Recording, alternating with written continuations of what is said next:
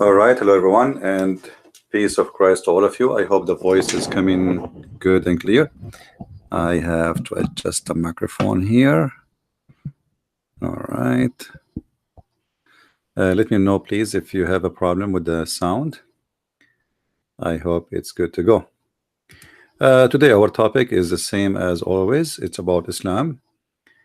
And, you know, I always ask Muslims questions, which sometimes it's kind of like repeating yourself, but always the Muslims are immature when it comes to answers. Then today I will give you some examples, and for sure we will have some Muslims to call us, and we will see together, and we will notice right away that Muslims are Islam as a religion is immature religion. So if we look at the title, why Allah is a true God for Muslims, what is the answer will be? As long right now we don't have a Muslim like right now with us live. I hope soon we will start having the Muhammadan calling us to give us some details about why Allah is the true God for them. So we have no choice but to go and read their articles, because articles supposedly speak of their mind of why they believe Allah is a true God. So you know, I searched for some articles, and I found that's you know, as usual, the answers are immature. As an example, like look at the answer. I mean, 5 reasons why I am convinced Allah is God. What is number 1 reason? Allah is the Arabic word for God. I mean, what does this have to do with the reason? Not only that is wrong. Allah is not the Arabic word for God. That is a stupid thing to say, because according to Muslims, Allah is a name of the God, not an Arabic word for God. So from the beginning we got immature answer. Look, remember the person trying to tell us why he is convinced that Allah is the true God. Now, answer number 1, Allah is the Arabic word for God. What does this have to do with the reasoning? Nothing. And not only this is have nothing to do with the reasoning, that is a wrong answer, proving to us that this person who made this article, he have no idea what Islam is about. Now, Allah is a pre-Islamic Aramaic derived Arabic word for God, and that is the reason for you to believe that Allah is God.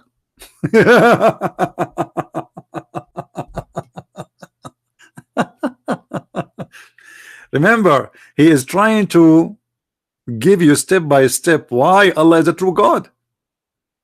Until now we have no reasoning except telling us the name is coming from where, and yes, it's coming from pre-Islam, this is true. But look how stupid, you know, I use the word stupid not to insult. Look, here he just said Allah is the Arabic word for God. Here he just said the opposite. It's Aramaic word. Is it Aramaic word or Arabic word? Which one? Because we have 2 sections. So this is not an Arabic word, and absolutely it's not Arabic word. This is why if we ask Muslims what the word Allah means, they don't know. You see, many they try to deceive you. They say in Aramaic there is a closed word like al-ilah, ilaha, etc. But this is not really the same. La as a word is used for a specific name, or as a specific name for a specific deity, and that is the moon god.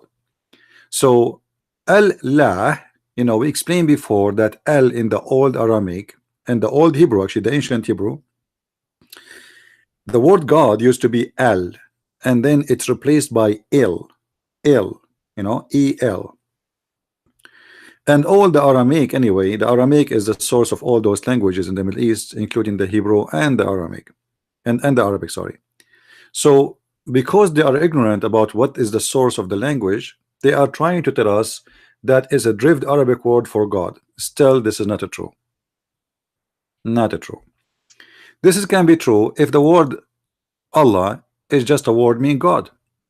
But no Muslim in this earth believe that the word Allah is a word meaning God. It is a name. It is the name of the God. This is why the Muslim, when they do shahada, which is to convert to Islam, which is to witness for Muhammad that he is the God of Islam, they claim that he is just a prophet, but the fact they are witnessing that he is God, because they associate the name of their God with the name of their prophet and put them together in one line. And then they say that there's no God but Allah. They don't say there's no God but God, because if Allah is a word meaning God, then they should say there's no Allah but Allah. Have you ever heard of a Muslim saying to you there's no Allah but Allah? If Allah is a word meaning God, then we can say there's no Allah but Allah. Obviously, again, immature answer, showing us the ignorance of those who make those articles and the stupidity which is warped with copy-paste answers coming from everywhere. We continue. Until now we got no reason why Allah is God. Muslim mentioned that they worship the same God as the Christian. This is the reason. Okay, hold on. This is the reason to believe that Allah is a truly a God? Because Muslim, they say they worship the same God of the Christians. No, they don't worship the same God of the Christians. The God of the Christians, his name is Jesus. What is the name of your God? The God of the Christians told them that there's Father, Son, Holy Spirit. Do you have Father, Son, Holy Spirit? I mean, why they lie? If the Muslim they say that, doesn't mean anything. This is your claim. Until now you did not give me a reason why Allah is a true God. If the Muslim they say that we worship the same God of the Christians, is that a reason to believe that this is a true God? You know, too much hashish, too much falafel, too much hash. Where is the answer? Until now we got zero answer about what is the reason for Allah to be God. If there is any Muslim he would like to call me, please feel free. You can call me at Debate TV at Skype. My Skype is on. You do not need to add me, just find the name and give me a ring and you will be live on air. So as you see, 5 reasons, but none of them make sense. None of them have to do with the reasoning. Although vital difference remain, Christians and Muslim believe about God are significant. Okay, more similar than okay. Well, what is the reason for Allah to be God? Anyone until now saw the reason for anyone to believe that Allah is God? And look what they say here. Look at the lies. God command that we love God with our whole being. God command that we love our neighbor as ourselves. I want to see that. Where is that? Where is that? I want to see that. Where is that, Muslims? Where we can find the teaching of love in Islam? My neighbor is a Jew. Am I allowed to love him? My neighbor is a Christian. Am I allowed to love him? That is an absolute lie.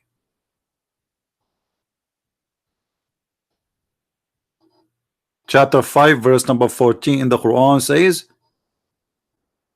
that Allah, he will spread hate and enmity between the Christians, so they will hate each other until the judgment day. Chapter 5 verse number 51 says, take not Christians and Jews as your friends. Actually in Islam, even your parents, you cannot love them if they are not Muslims. Even your father and your brother from your blood. Chapter 9 verse number 23.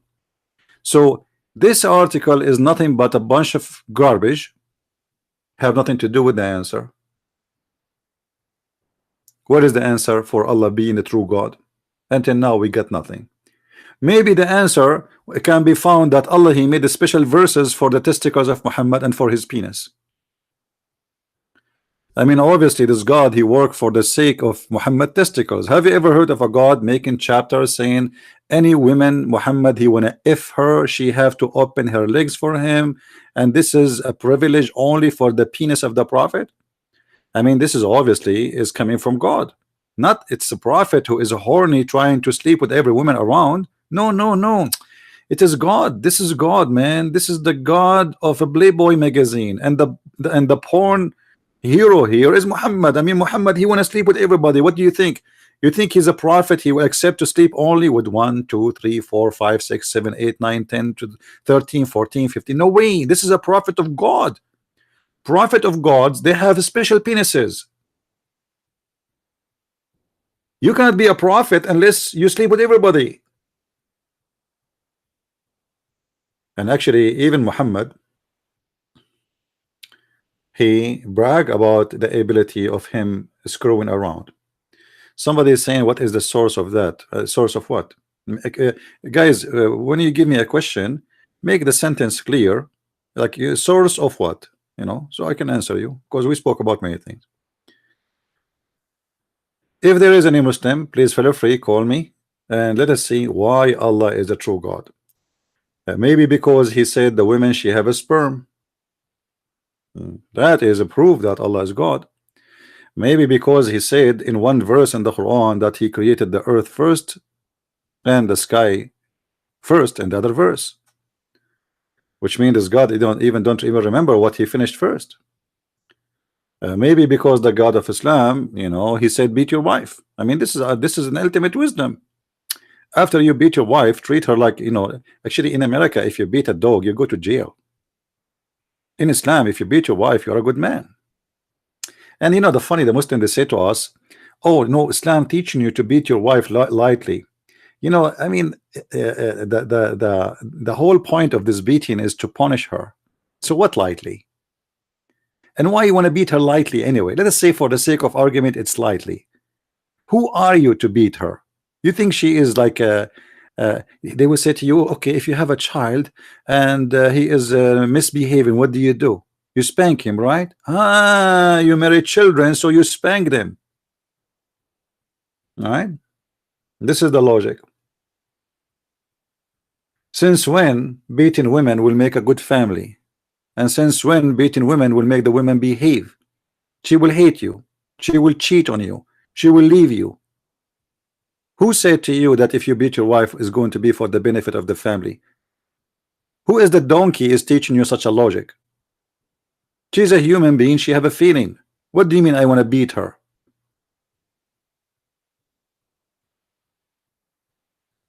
So I am questioning the Muslims why Allah is God. Then nobody can tell us. If there is any Muslim around would like to give us a call, who is a Muslim, he is willing to give us a call and tell us one reason. You see, if you go in YouTube, you will find the Muslims have like 1,000 reasons speaking about God is Allah. As an example, miracles of the Quran, scientific miracles of the Quran. I made books, you can find them in Amazon.com, exposing this lie. Not even one of those miracles are true. Not only they are not true, they are stupid, and proving Allah again to be a false God. If you go right now, let me find you something so we can laugh together.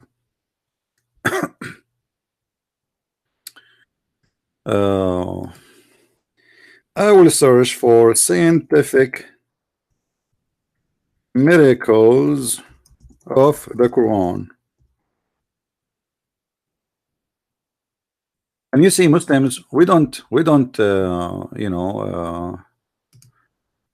not the one who run away from speaking about this topic. It's you.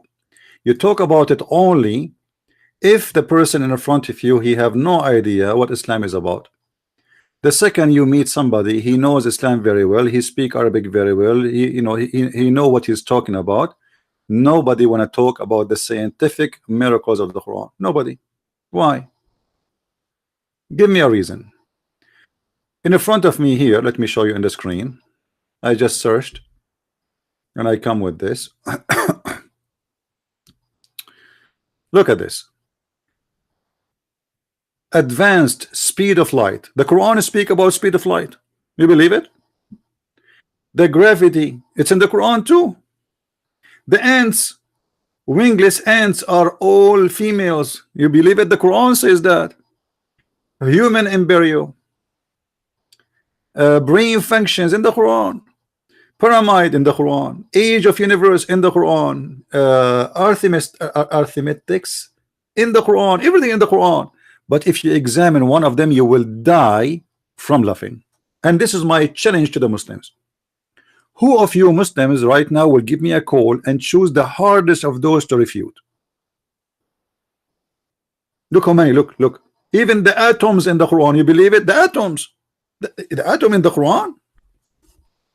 Are you sure?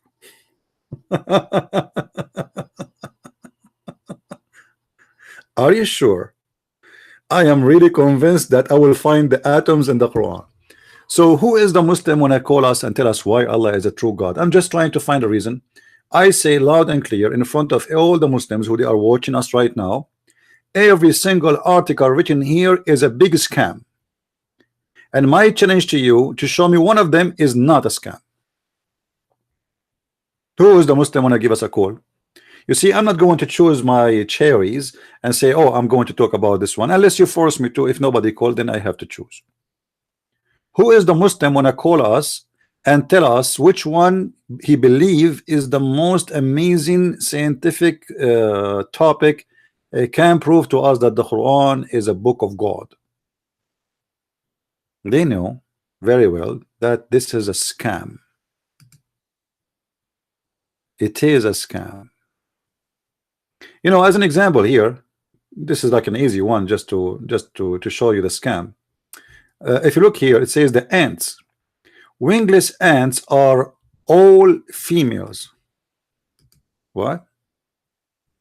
Okay, and the Quran spoke about that? Yes, brother, the Quran spoke about that. Let me show you the reference.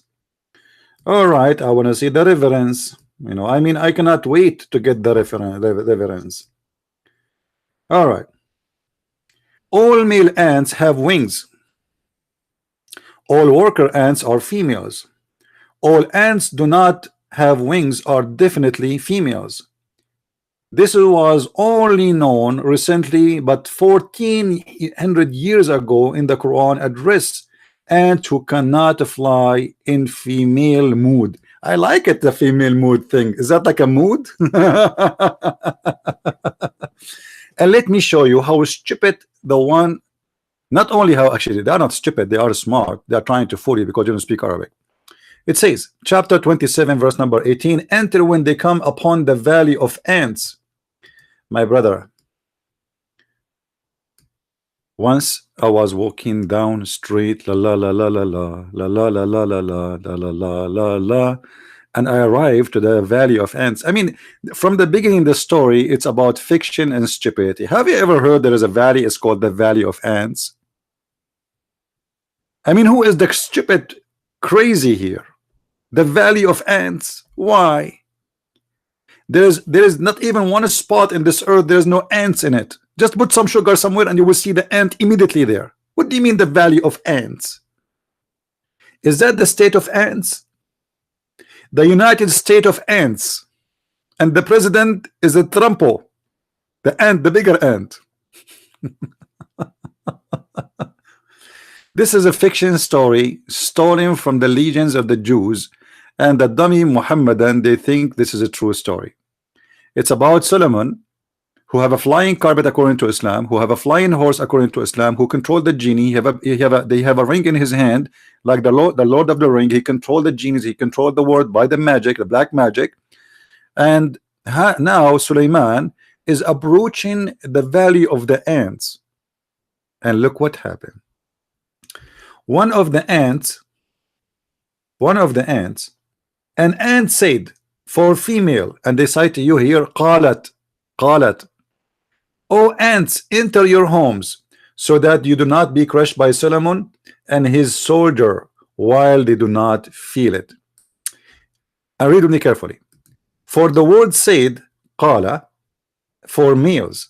Qalat is for females. The Quran use female. I mean, you see, guys, I mean, sometimes I feel like I want to shoot myself in the head. You idiot. In Arabic, we have only one word for ants. We don't have male ants, we don't have female ants, and that word is a namla, which means it's a female. The word itself, it's a female, which means when we speak about ants, it doesn't matter if it's a male or a female, we say namla. Do you see how they fool you? So it's very normal to say qalat, for this is a female ant as a word, not the ant itself is the female. Do you see how they lie to you? The Arabic language, most of the insect are used, or the name for them is females. So it's very normal to say qalat for the word after it. It's a female word. The word is a female, not the insect. As an example, what is the word for bees? Nahla. But doesn't matter if it's a male or female, but the word nahla is a female word, but doesn't mean that the bees itself, which is described by that word, is a female. This is how they lie to you, and they made a miracle about a stupid fiction story. Only donkeys will believe in it.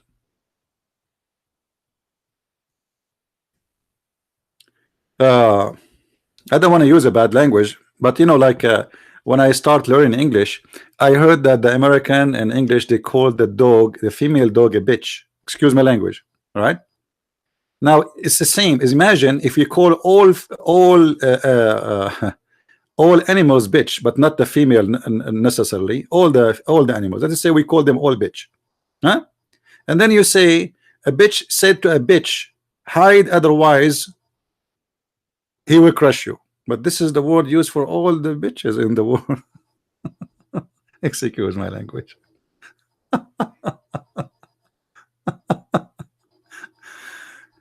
I love it when the Chinese, they said he left as a donkey, he never came back as a horse. And this is the situation for the Abdul. So look how they fabricate a scientific miracle. I mean, how Allah, he knew that this is a female ant? I mean, are you kidding me? This must be God. This must be God. They will not tell you the truth that this is the word is used for all ants in Arabic, with no exception. I'm not sure when the last time an Arab guy he checked the balls of the ants. So we start to recognize them by their balls. And this is why actually the animals, the insect, they are called by one name, because you cannot, you know, for a human being it's very hard to, unless you are a scientist, to recognize which one is the female and which one is the male. I mean, for a dog we can tell easy, for a cat we can tell easy, but for an insect, I mean, you have to be a specialist to know. So this is the Arabic word used for both male and female. And I challenge any Muslim who speak Arabic to call me right now and say I'm wrong. What a bunch of liars. Now let me show you something. As long as we are talking about ants, here I notice they are talking about the atoms. The atoms in the Quran. Are you sure? Yes, brother. You see it, the atoms? Brother, the atoms, the atoms. Do you see it? Here we go. It's in the Quran. The fact the Quran never used the word atoms. It used the word dharra, and the word dharra is an ant.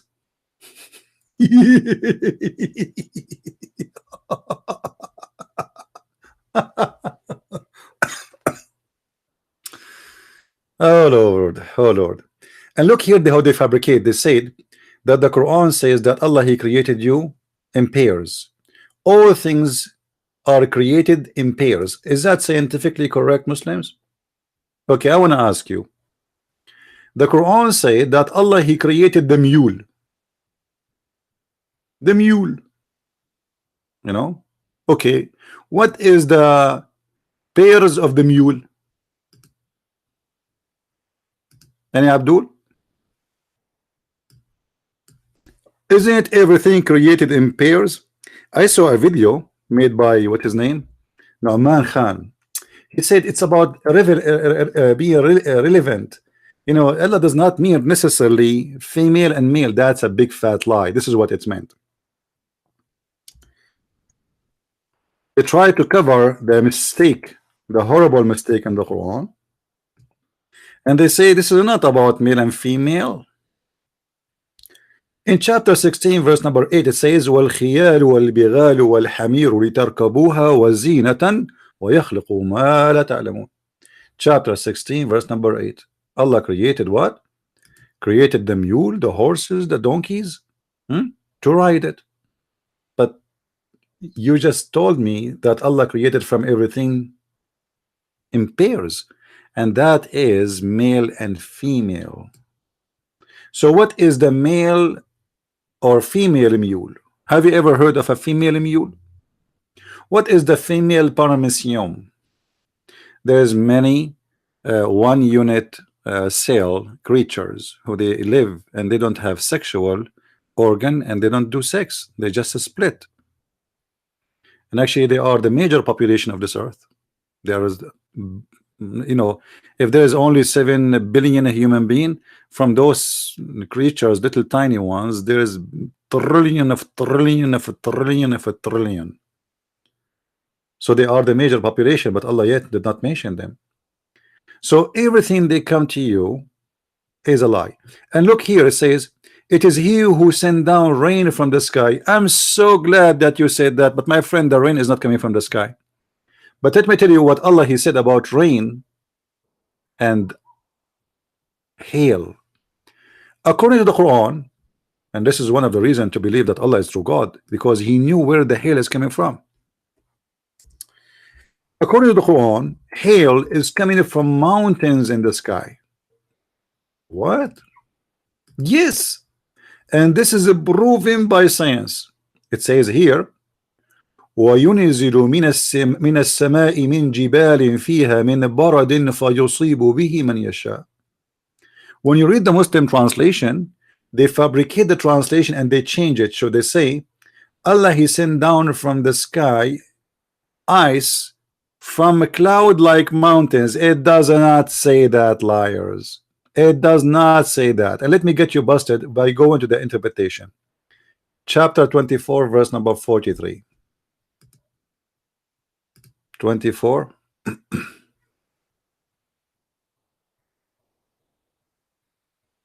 Where is the Muslims until now? Until now we got no Abdul to call. I mean, what's wrong? What's wrong? What's wrong? Huh? What is the Abdul? This is the Islamic interpretation for the verse, not my statement. All right. All right. Let us see what the interpretation says. Okay.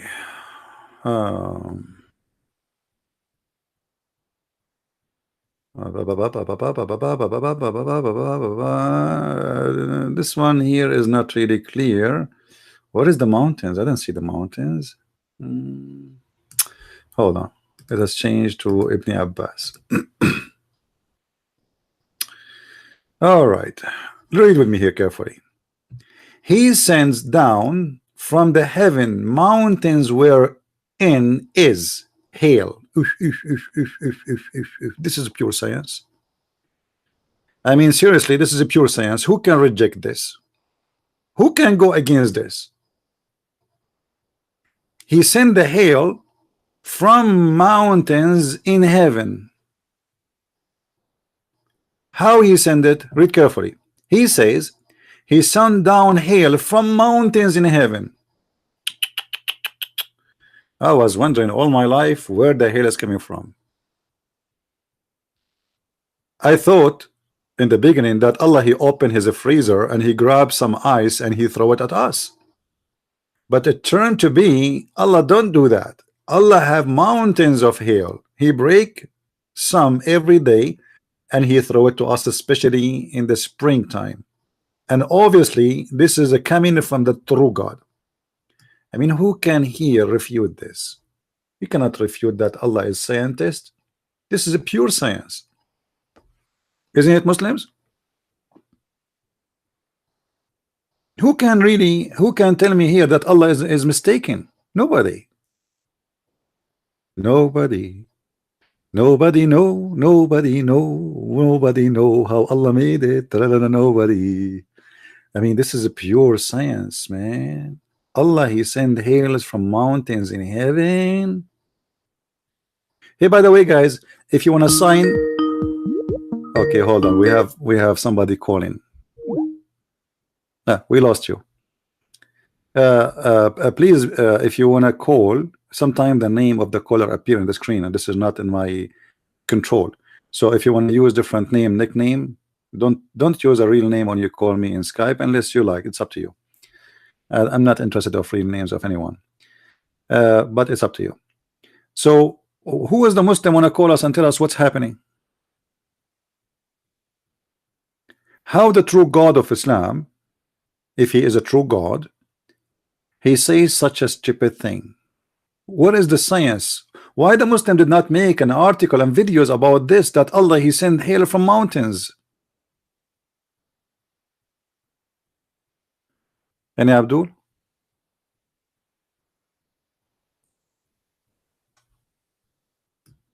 Mountains of hail? Are you sure? Any Muslim have to answer us? And you know, and the Arabic, by the way, is clear. In Arabic, it says clearly exactly the same as you see in English. But when you go and read the translation of the funny Abdul in English, they try to hide this disaster. So they say to you, Allah he sent hail from between cloud-like mountains. It doesn't say that. Why you are lying? What cloud-like mountains? Where is like and where is, what are you talking about? It says with a clear Arabic words from mountains in it. And that is coming from old legends. People, they used to believe in it, that God, he have a lot of ice there, and obviously there is mountains. They saw ice. All right, let's see. We have a caller. Hello. Hello. Hello. Okay, well, I have to hang up on you if you don't answer, my friend. Let me see. Let me be sure that everything is fine. The audio is fine. Okay, well, I don't hear you, so I have to hang up on you. Let me be sure that Skype did not change the setting.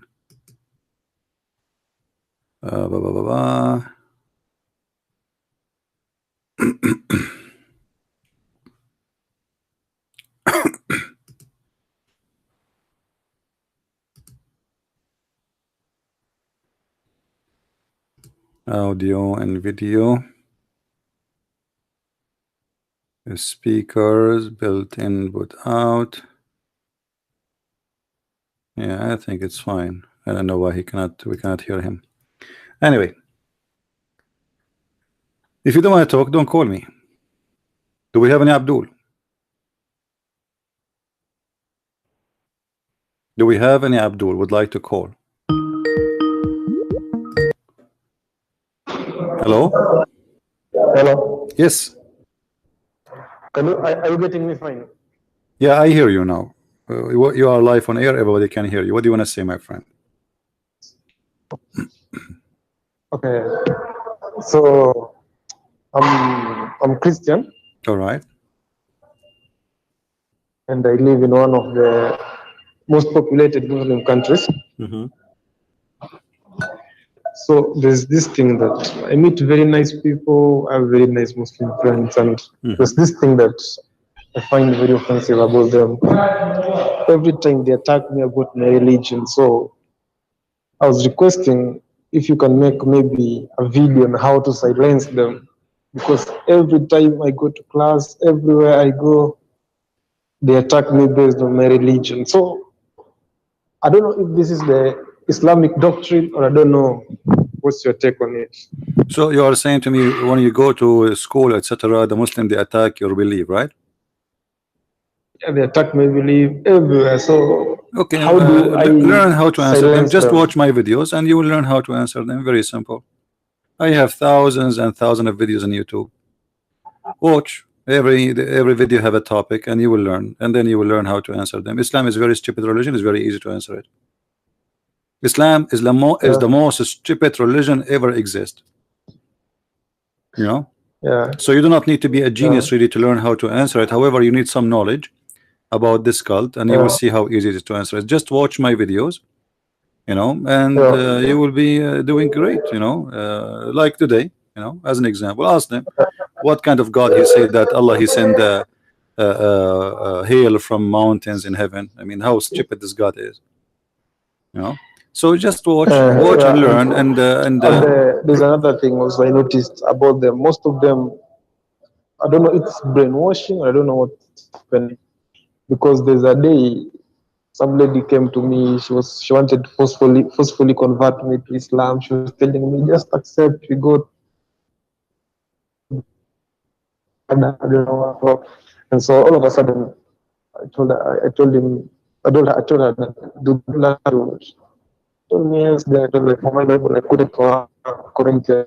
You know, my friend, your voice is cutting. I cannot really understand anything. My friend, your voice is cutting badly. I cannot understand anything. But anyway, it doesn't matter what they say to you. The method to refute the Muslims is very simple. Just learn about Islam.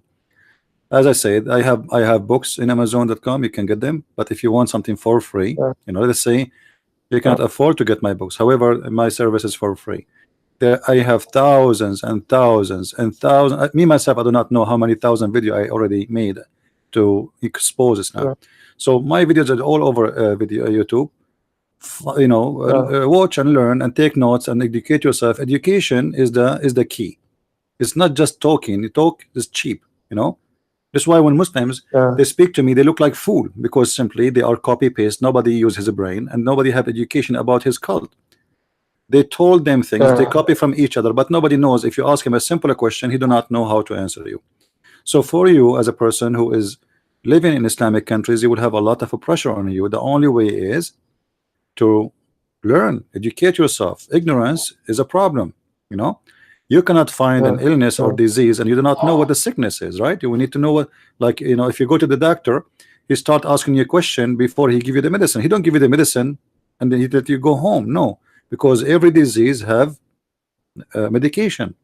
So Islam is the same. Islam is a sickness, and before we answer somebody, we need to know first what his problem. If a Muslim, he says to you how you worship a man as an example, well, his God is a physical being and he's a beast. He have a leg, he have an eyes, he have a body, he have shoulders, he have two hands, he have foot.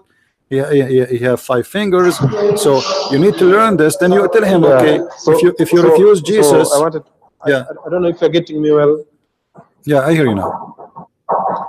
I wanted to ask you. So when I quoted the verse on Corinthians about love, the lady told me also in the Quran. I don't know if that's true. I don't understand. I do not understand what they said when they quote us about what the Corinthians. I don't know if it's Corinthians chapter 4, the ones that talk about love is kind, love is patient, love is not jealous. They told me that the verse is also in the Quran that I should have nothing to worry about. I don't know how true that is. What in the Quran? What you know? When somebody says to you in the Quran, it says something. Give me the verse. Give me the number. Don't tell them. Okay. The verse is in the Bible, the verse that speaks about love. Corinthian. Okay, what about it? You know, the whole Bible, my friend, is about love. Jesus says, "Love your enemy." So now, when a Muslim he brought a topic about love, tell him what's your problem.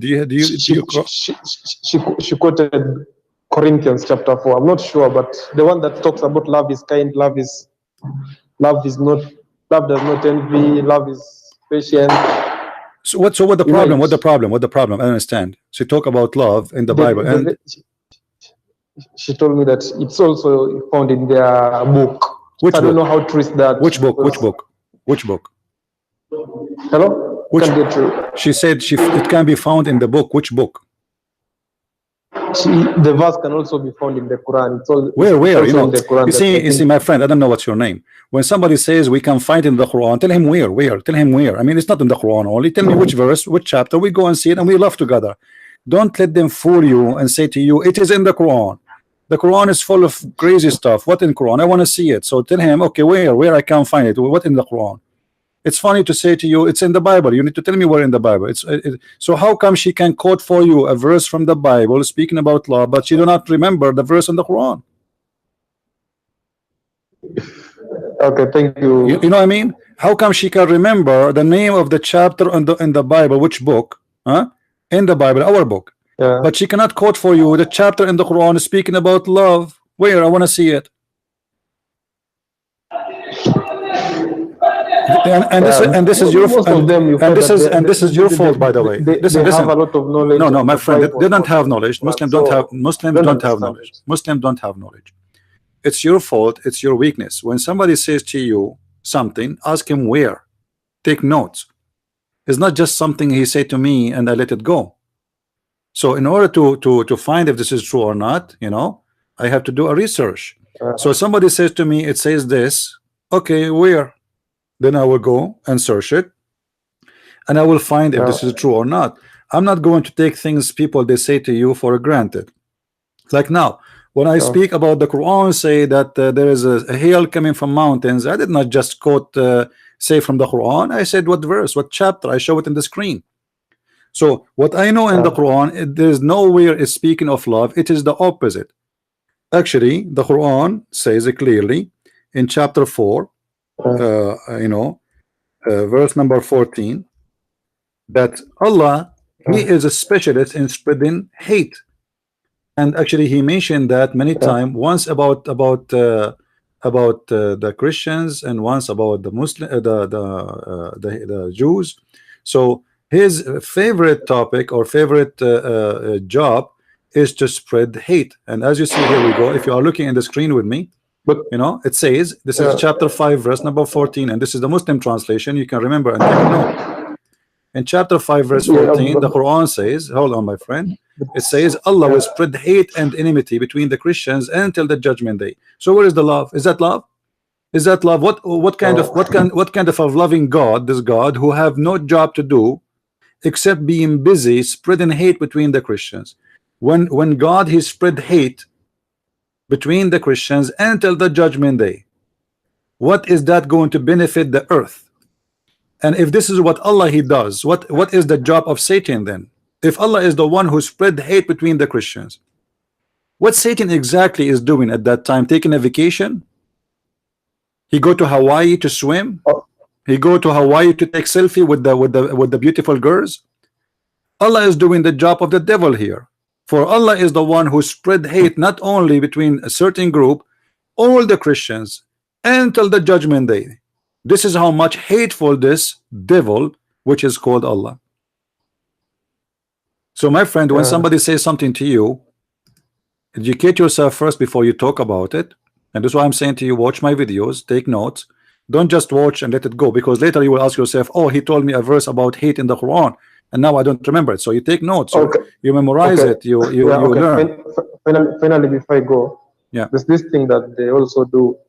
Whenever I try quoting a hadith, they refute it by saying that we stick on the Quran, it should not quote the hadith. How should I respond to that? The response is very easy. Say to them, if the hadith is a lie, what is the guarantee that the Quran itself is not a lie? Isn't it collected in the same way? Both the hadith and the Quran, both of them, they are hadith, because the Quran itself is a hadith. The Quran says that the best of the hadith is the Quran. All right, so both are hadith. So how come this one is accurate, the other one is not accurate? And if they say that the hadith is full of lies, that means the Muslims are liars. So how we can trust the Quran anyway? How we can trust followers of religion who fabricate things about their prophet? And who is the one who fabricate them, and why they are exist in books? It's called correct books, like Bukhari. So as you see here in front of me, it says in chapter 39, verse number 23, Allahu nazzala ahsan al-hadith kitaba. Allah, He sent down the best of the hadith as a book. So the Quran itself is a hadith. So if I say that the hadith is rejected, then the Quran is rejected, because the Quran itself is a hadith, and it's collected in the same way by memorizing. Both are collected in the same way by memorizing. There is no written book. It's called the Quran, exists for the first at least 300 years after Muhammad. Okay, thank you. All right, you're welcome, my friend. Thank you. Watch my videos, my friend, and collect your information, put them together. You know, the Muslims are very well trained deceivers, but they are stupid at the same time. But if you have no idea, they can play games with you. And this is the case. Most of people, they have no idea what Islam is about. They don't know even what Christianity is about. Many of those who call themselves Christians, they have a Christian names, but they are not Christians. They don't know anything. They don't know how to answer about the Bible. They don't even know who is Jesus. So the Muslims, they target always the soft target. This is why they want to debate you. But they want to debate me. Here we go. I'm live on air. Where's your friends? Where's your friends who want to debate you? Why don't you call me? We are waiting for them. And you know, the hadith is corrupt, the hadith is corrupt, Islam is corrupt, because who is the one who wrote the hadith? Isn't it the Muslims? Who is the one who collect it, make it a book, publish it, put it in library, and never burn it? The Muslims. How come those books were approved and they are correct and they are called Sahih, which means correct? The funny, we showed them a hadith from Sahih al-Bukhari. It's the name of the book Sahih, which means correct. This is what the word Sahih in Arabic mean, correct. So it is correct. The name of the book is correct. It is #1 book for them after the Quran. And then when we show them something stupid in that, they say we don't accept it. Okay, what you will do then with the Quran? Here we go. We are showing you the Quran saying stupid things too. Do you accept it? What you will say, the Quran is corrupt too? Actually, many of the Muslims already, they are saying yes, the Quran is already corrupted, just to defend Muhammad and to defend the stupid religion of Islam. All right. Now we have a funny person. His name, he have no name. He says Jesus is dead. You know, I don't know. I don't know how stupid some people is. If Jesus is dead or not, what does have to do with the topic? Let us say this is your opinion. And are we talking about Jesus right now? Call me. Let us laugh. What is your religion? Jesus is dead. What does have to do with my topic?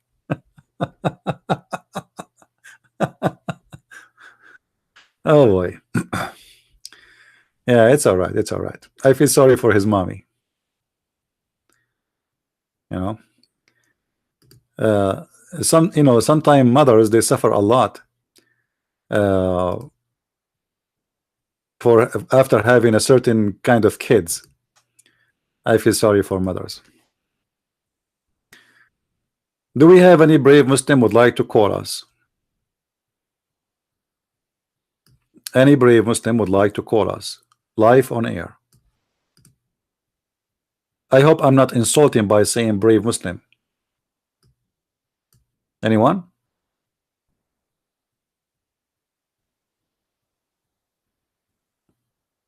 Anyone? So until now, the Muslim, they fail to show us one reason that Allah is God. You know, maybe I have to play a Muslim for some time and try to find you a reason to believe Allah is God.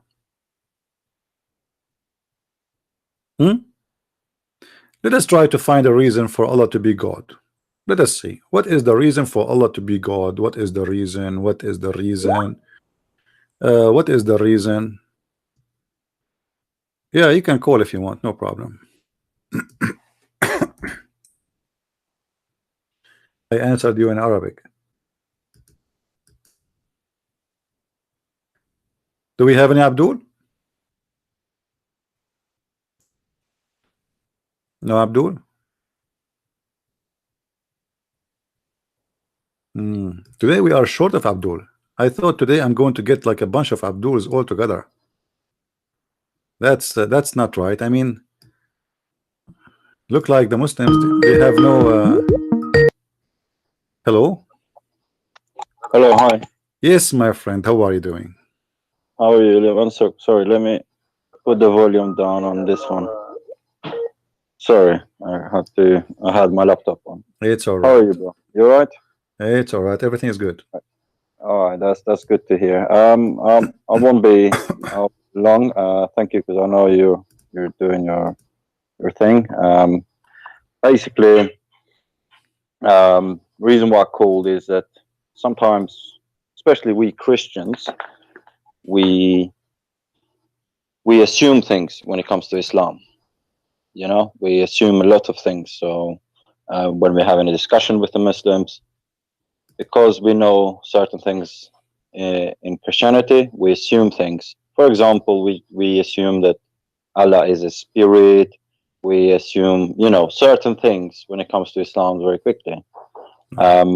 So I was listening to one of your debates, which you made a couple of years ago with those two Muslims, sheikhs in America, Sheikh Malik something, which was a very interesting debate.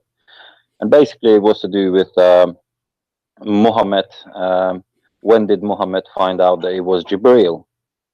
and then you were showing a hadith, and he was saying, oh no, but the hadith doesn't mention Jibreel.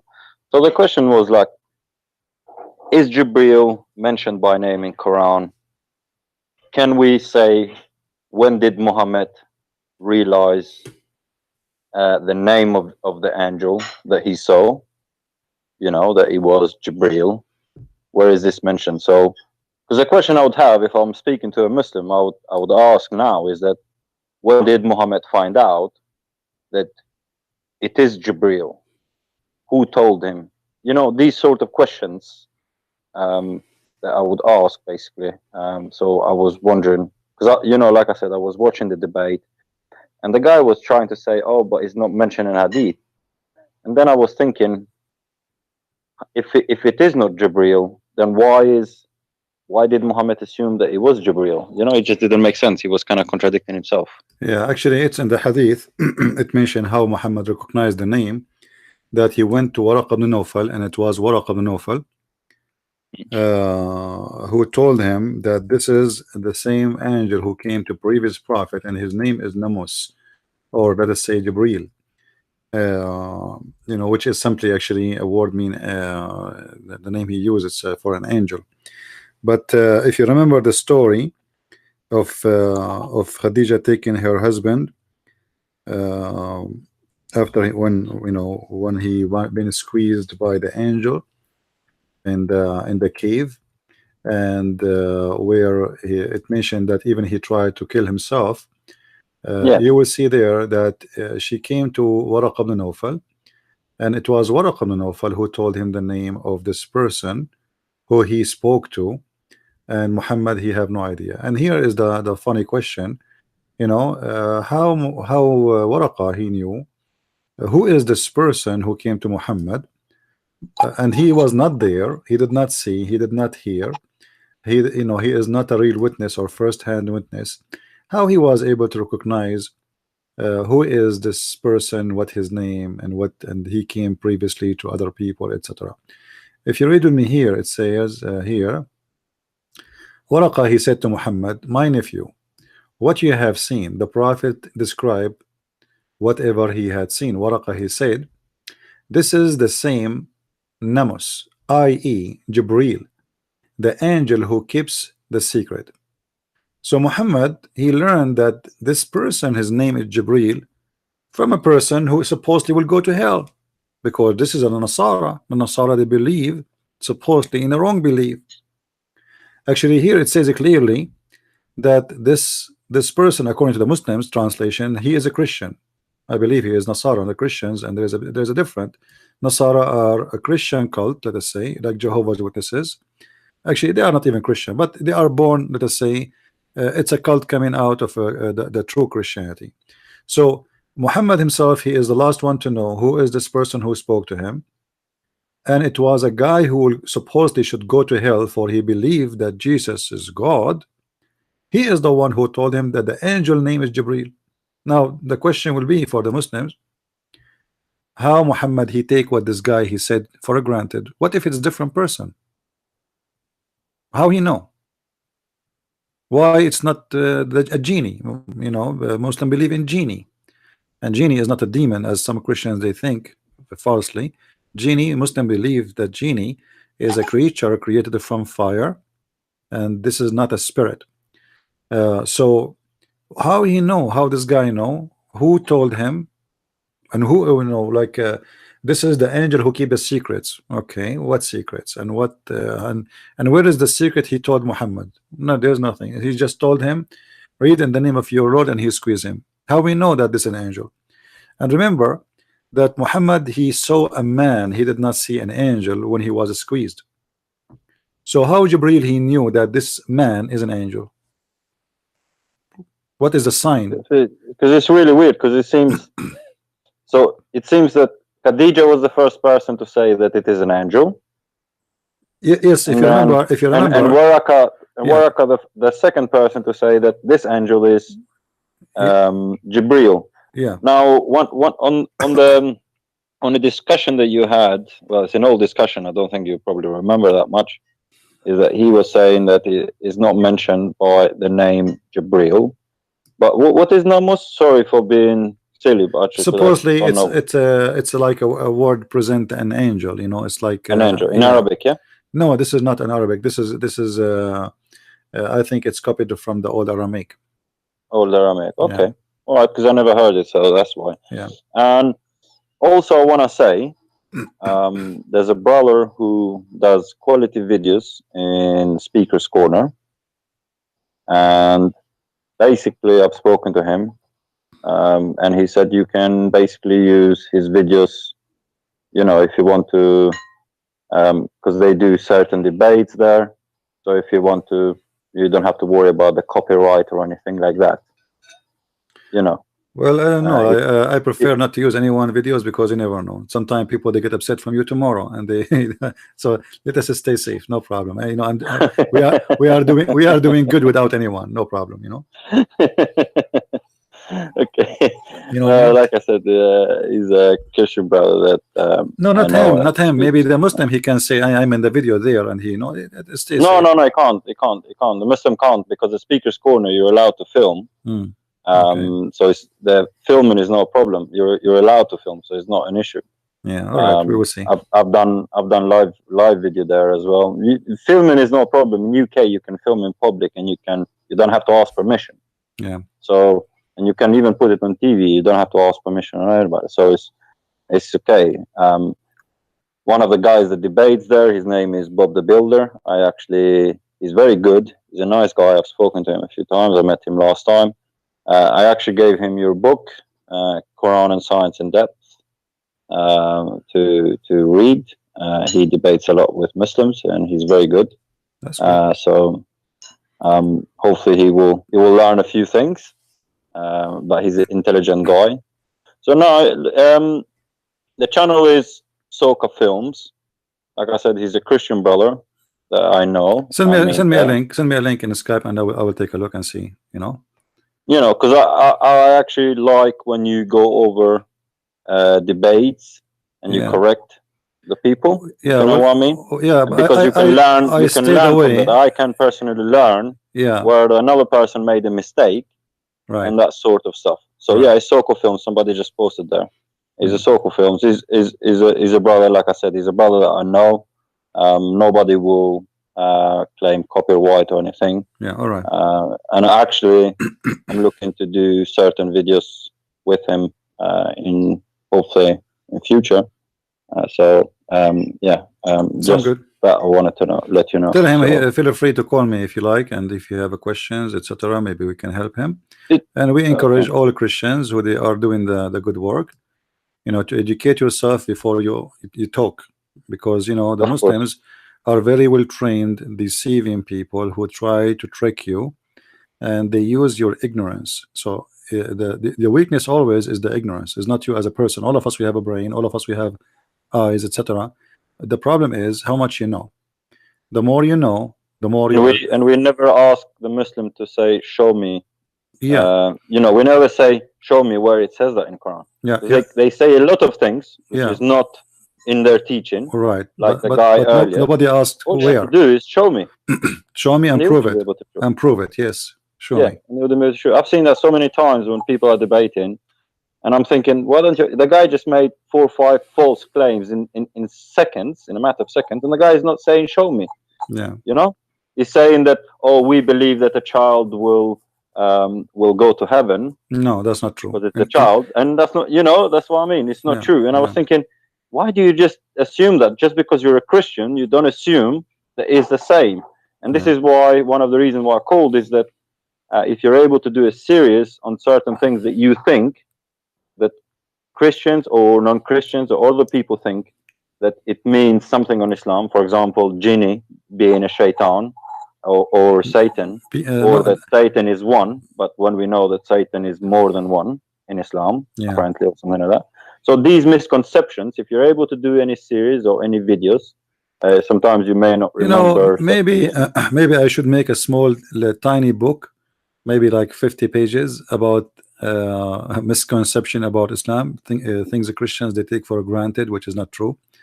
And I would think about this idea, because as you said, but this is not the fault of normal Christian, by the way. Even those who claim to be priests or ministers, they are full of ignorance when it's come to Islam. They think Islam is really they have the same God as the Christians, many of them. They think, many of them, they teach in churches that Muslims are from Ishmael, which is false and funny. They believe that Muhammad is from Ishmael too. They believe that demon is a genie. They believe that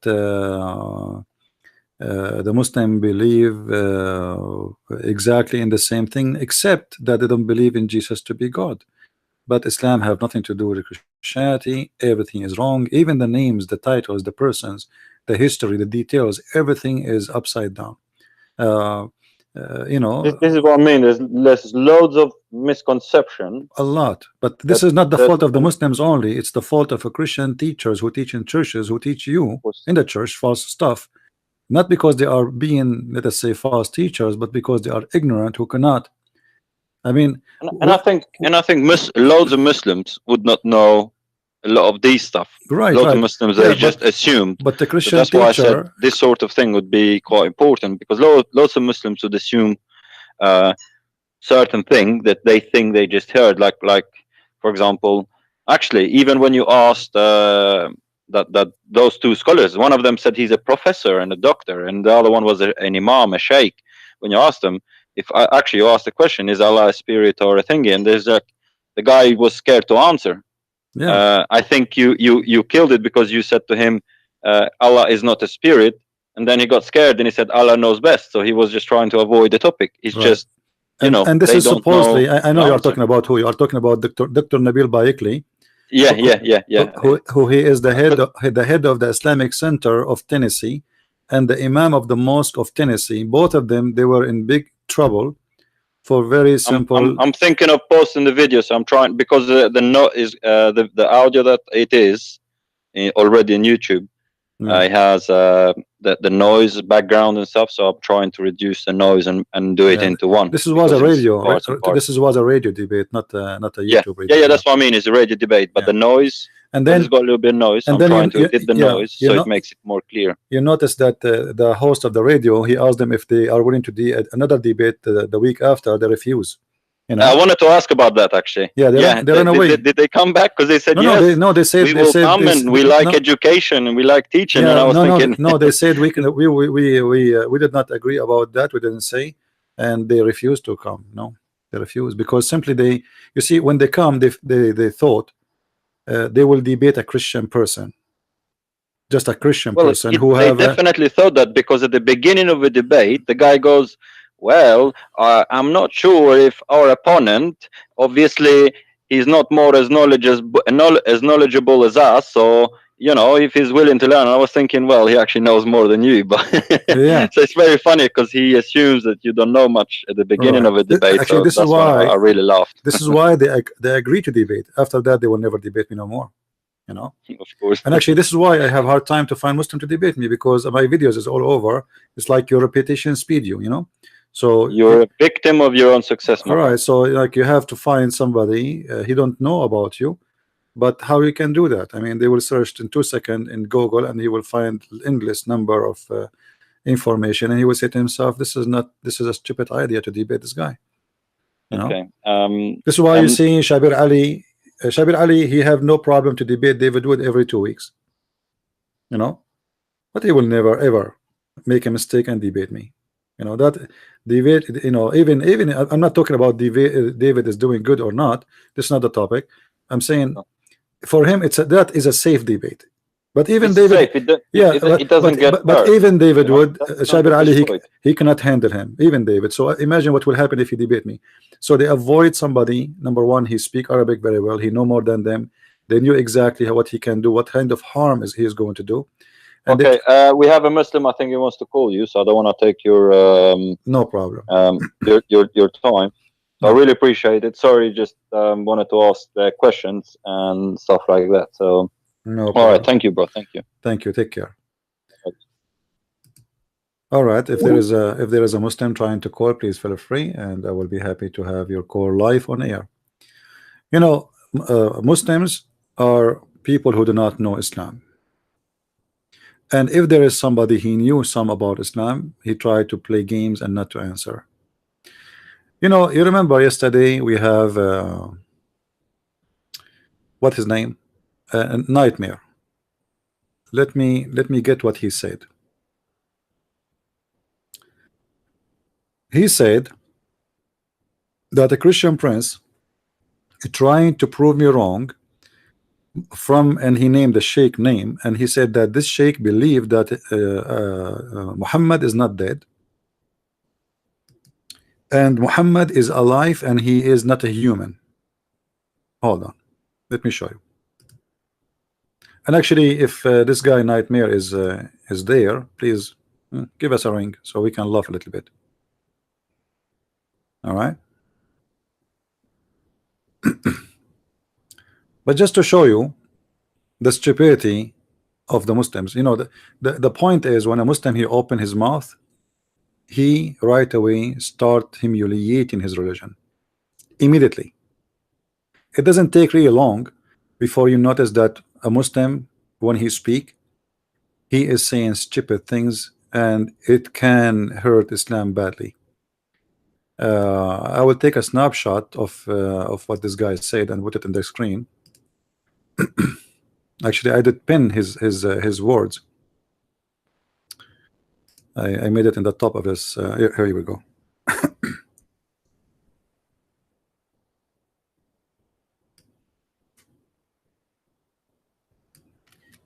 All right, let me show you what this guy said in the screen.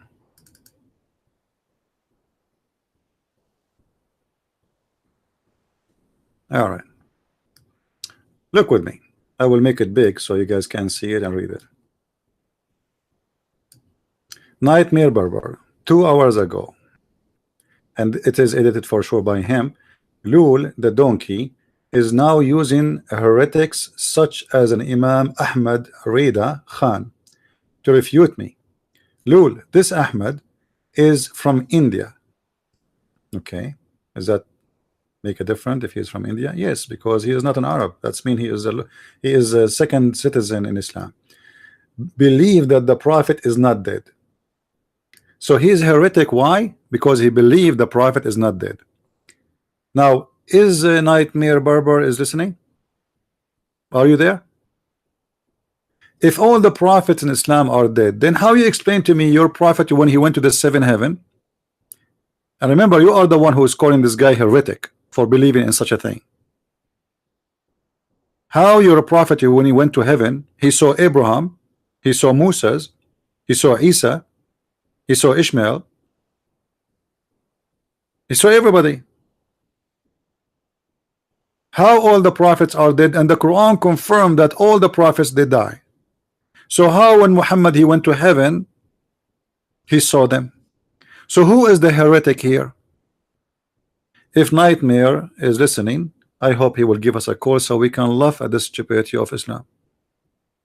As I said, Muslims are a bunch of idiots. The second they start opening their mouth and talk, they do poo-poo. They don't give an answer. They drop a load of poo-poo. And now look what he's saying. And he is not a human being. Okay, well, hold on. If he believed that Muhammad is not a human being, he is a heretic. Correct? All right. Well, what the Quran says about Muhammad? The Quran describes Muhammad as a light. And the Shia, they believe Muhammad is a light. And the person he himself, he named him, this guy from India, he is a Muslim Sunni. So Shia and Sunni, many of them, they agree that Muhammad is made from light.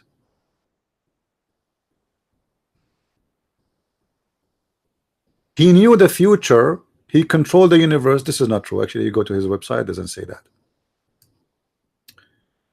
And he called the Muslims who don't agree with him kuffar. This is what all Muslims do, not only him. Any Muslim don't agree with the other group, they call him kafir. But this guy is a Muslim Sunni. You know, the Muslim, they try to throw loads at each other, but nobody have an answer. If Muhammad is just a human for you, why the name of Muhammad is hooked up with the name of Allah? As an example, let us clean the screen and show you how Muslims, they consider Muhammad equal to Allah. I will give you just an example, small example. Muhammad, he asked one of his followers where the sun goes. And this example, you know, you can find it everywhere. All right. Each time Muhammad he says something, the Muslims they give Muhammad an answer, which is the, like to say, the normal consistent answer. If Muhammad is saying, okay, where the sun goes, as an example, not necessarily about this case, read with me carefully. Muhammad he said, when the sun was setting, do you know where the sun goes at the time of the sunset? I replied, Allah and his apostle know better, know best. Okay, you tell me that Muhammad is just a human, and you believe that the one who believe Muhammad is not human is heretic. How Allah and the human Muhammad they knew best?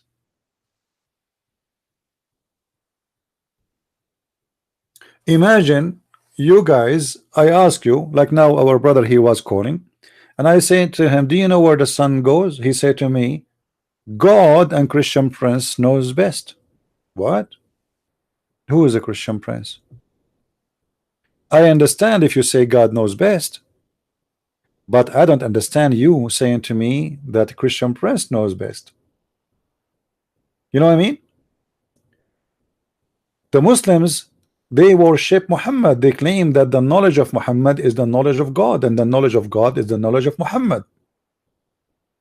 And here we go, Muhammad claiming that he knew where the sun goes and set.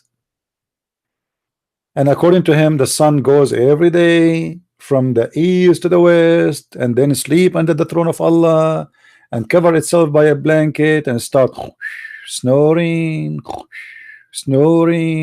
and in the morning it wake up and ask Allah for permission to go back to work. Right? But remember, Allah and his apostles know better. So the Muslims they associate the knowledge of God with the knowledge of the Prophet, and they made them equally, you know, equal. You see, the guy did not say Allah knows best and stop. No, he said Allah and his up. Do you see any Muslim oppose this statement? Nobody. And Muhammad himself did not oppose it. Like, why Muhammad did not say to him, don't say that, man. Don't say Allah and the Prophet knows best. Say Allah knows best. You see, Muhammad he like it. Muhammad he continued talking. He did not say to him anything about what he said. And you can find the same statement, Allah and the apostle know better or knows best, all over the hadith. So why the Muslim don't complain about such a statement, which is obviously associating the knowledge of God with the knowledge of a man, and he is a human being. The Muslim they teach us that the name of Muhammad is written all over the throne of Allah. Why? Allah himself is worshipping Muhammad. He took time, we do not know for how long, because his throne is so big, and he started crafting over his chair the name of Muhammad. Why Allah wanna craft the name of Muhammad?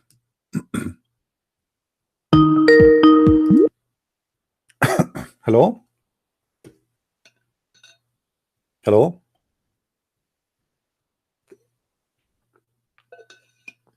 Do you hear me? All right, fix your Skype please and call me back.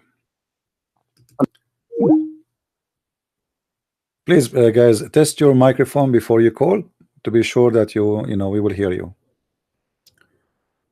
So Muhammad, if he is just a human, I mean, obviously the whole universe, Allah and his messengers are praying at Muhammad. The believer praying for the sake of Muhammad. Muhammad is the center of the whole universe. Allah making chapters and verses for the testicles and the penis of Muhammad. Muhammad, when he go to heaven, Allah will marry him the most important women on earth. As an example, Muhammad he told them that Allah married me to marry the mother of Jesus. I mean, why? What does that mean? And not only that, the wife of the Pharaoh. What?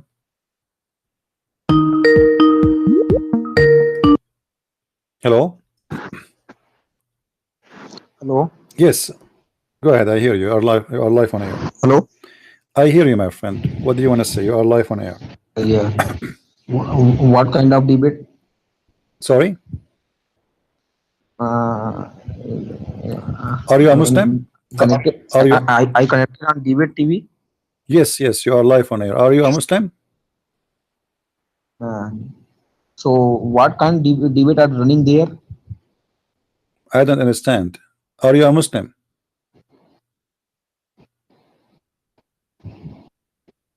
I'm here. I'm from India. Here. Yes, are you a Muslim? Yeah, I'm Muslim. Okay, what do you want to say to us, Mr. I don't know what's your name. What do you want to say to us? Go ahead. People are listening. My name is Rahman. Your name is Nu'man? Sama Rahman. Omar? Omar?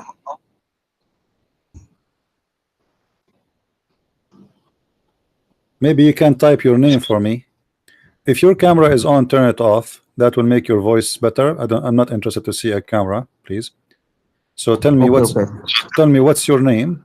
You can yeah. My name is Osama Rahman. Osama Rahman. Okay, Mr. Osama Rahman. So what do you want to say to us, Mr. Rahman?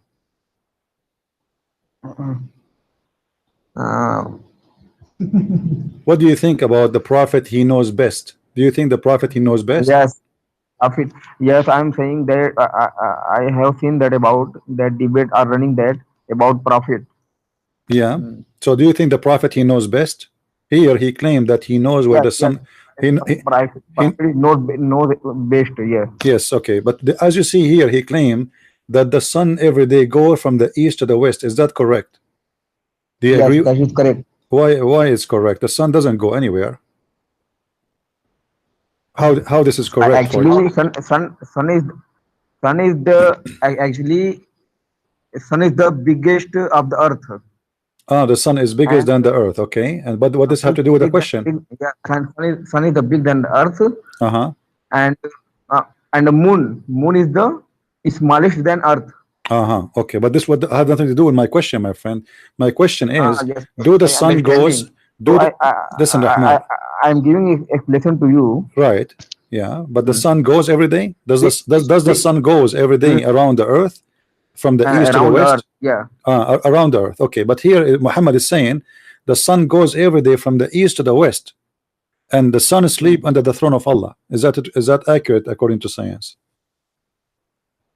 According to science, that is doubtful. You are saying that. That's doubtful. Okay, so the science don't agree with Muhammad, correct? Yeah.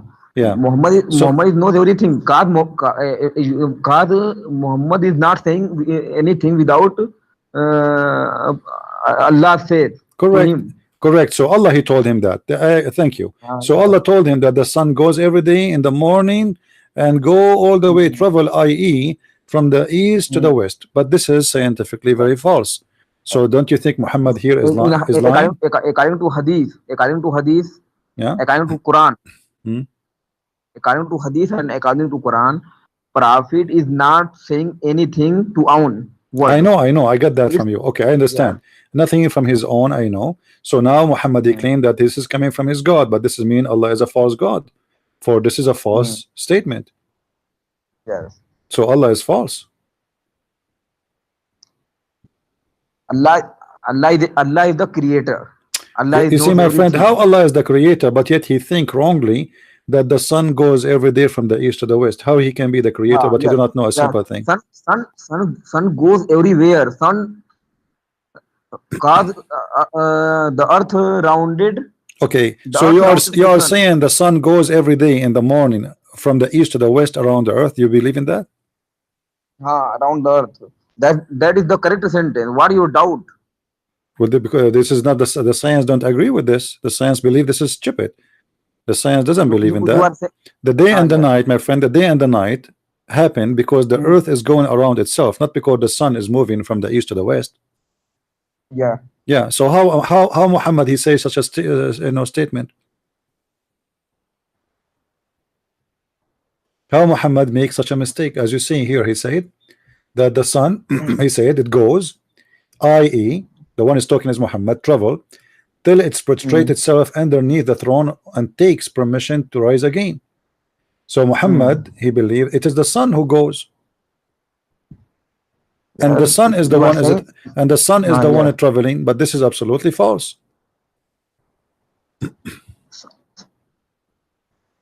Actually, there are two cars according to science. What? First you heard about rotational motion and normal motion. You have heard about the rotational motion of the earth. How the day, Earth how the day and the night, how the day and the Earth night has two happen? motions. How the One is day, the rotation and one is Rahman, the normal motion. Rahman, how the day and the night happen according to science? Day and night, how they happen? What is causing the day and the night according to science? What is the cause of day and night? Yeah, what is causing the day and the night according to science? Like when the sun set, what happened exactly? Do you know? What? What happened? I'm asking you. Do you know? I'm trying to learn from you. Maybe you are more educated than me. Yeah. What happened? What happened means once more. Ask to me. How the sun and the day happened, occur? How they occur? What is causing them to happen? Do you know? So I'm saying that Earth has two motions. I mean, Earth has one is the rotational motion and was the normal motion. Rotational motion is make Earth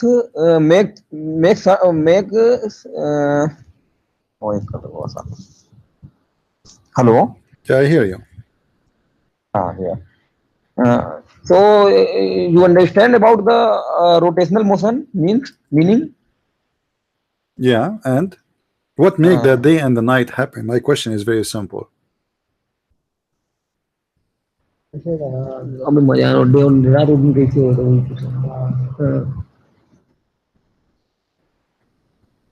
Yes. Do you know?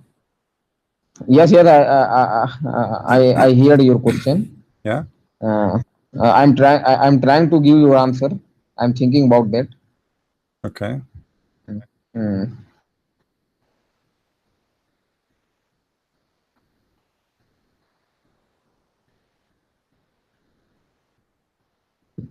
Do you want to call a friend? 1 minute. I have a video I want to share with you. Why day and night happen? Yeah. Why day and night happen? You know, according to your understanding, what make them happen? What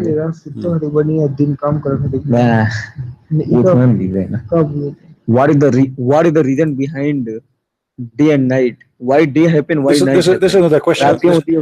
This is not the Yes. question or the reason behind them. I'm saying how they happen. How they happen. How they happen? Yeah, how Yes, they yes. happen. Happen?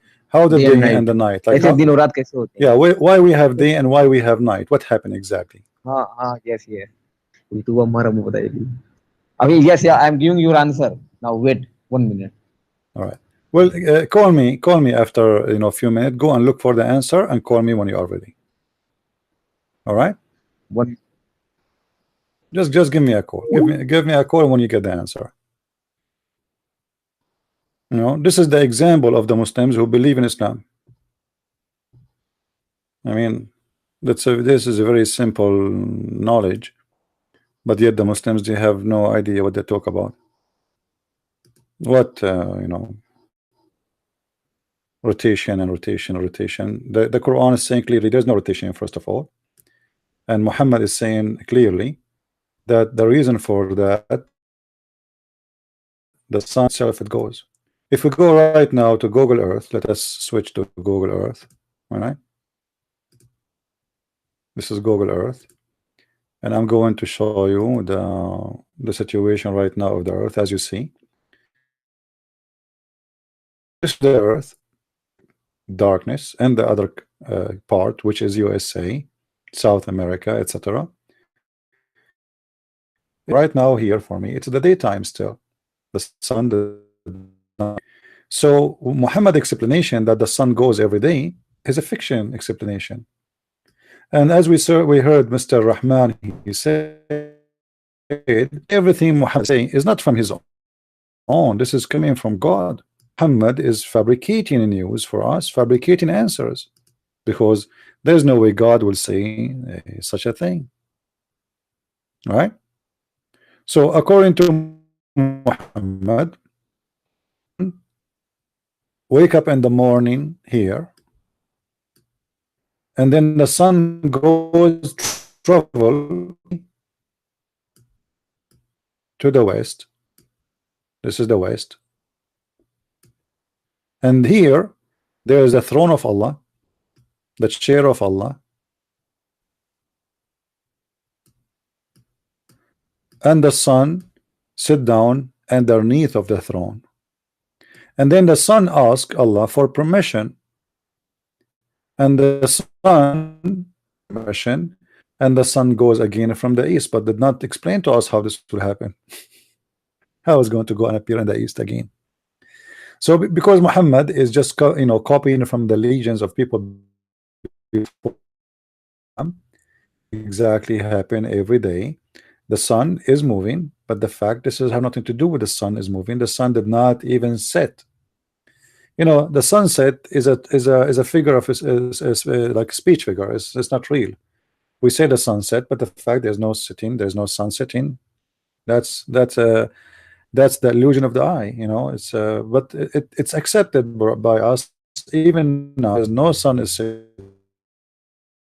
We say the sunset, but this is not scientific. So the explanation of Muhammad that the sun is going from the east to the west every day is additional proof that Muhammad is a false prophet.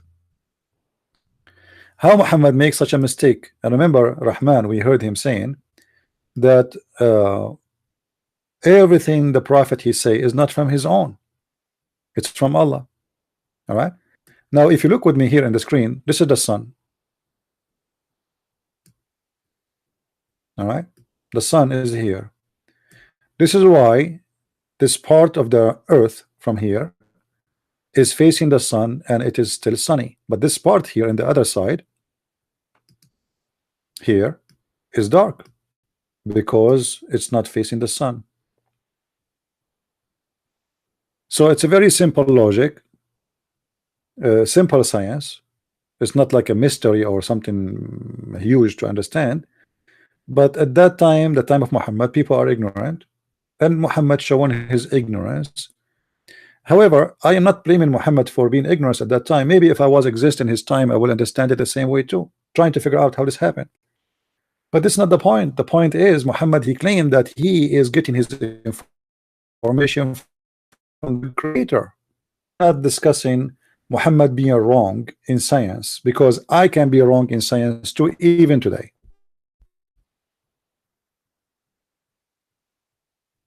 This is not the issue. The issue is I claim to be a prophet of God, and Allah and his prophet knows best, and everything I say is coming from God, and God told me, and then I make such an ignorant statement claiming that God taught me that the sun goes from the east to the west every day and sleep under the throne of Allah. So I hope Mr. Rahman is listening. I just give you time to look for the answer as you wish to do, but that will not change anything. Rahman. Hello. Yes. Yes, I have find your answer. Okay. You said about that why day and night happen. Well, we know why day and night Hello? happen. It's very simple. The day and night happen because the earth is rotating around itself. Yes. Okay. So why Muhammad saying the sun is the one is going? Why Muhammad making such a mistake, claiming that his God told him that the sun goes every day from east to the west? East to listen. When Earth moving east to the west, when Earth moving east to the west means one round. One round means sunlight not passes through the left portion on the earth. So that is happen there day and night. Mhm. So it's not the reason the sun is there, but your prophet saying that the sun is the one is going, and that is very wrong.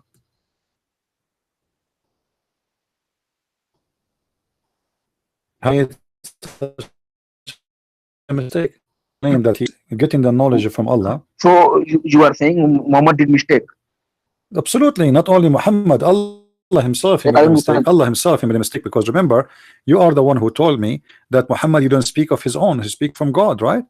So the one who made the mistake, yes, speak from God, right? So the one who made the mistake here actually is not Muhammad. Supposedly, it is Allah who told him that, and that is a proof that Muhammad he don't have a God. It's a false story. Muhammad claiming that he is speaking to God, getting knowledge from God, but the fact cannot be true. For this is a very false statement coming from a false man, giving us false science. God will not make such a mistake, will not say such a thing. Actually, science. Actually, people are believing on science. If I have a simple question on that, why? Okay, 1 minute. I have a simple question on about our death. Why death can happen? What is mean by death? Why death? After death, nothing. Why death? Yes. This is a different topic, my friend. We are not talking about death what now. Is death? No, Rahman, don't change the topic. Death is very normal thing to happen. You know, your body cannot able to renew science itself. Cannot prove even, no. You see, I am a believer. I'm not an atheist. I'm not debating you if there is an afterlife or not. This is not the question. This is not our topic. I believe in an afterlife. So this is not our topic. The topic is how Muhammad is a prophet of God and he says such a stupid thing. How he say the sun goes every day from the east to the west. This is the topic. As you said, he claimed that he is getting this information from his God. Maybe people got the wrong meaning of the Muhammad. Maybe. No. You see the story. Rahman. Right thing or people are taking wrong. No. This is what Muhammad said exactly in front of our eyes. This is a hadith reported letter by letter, word by word, as it is.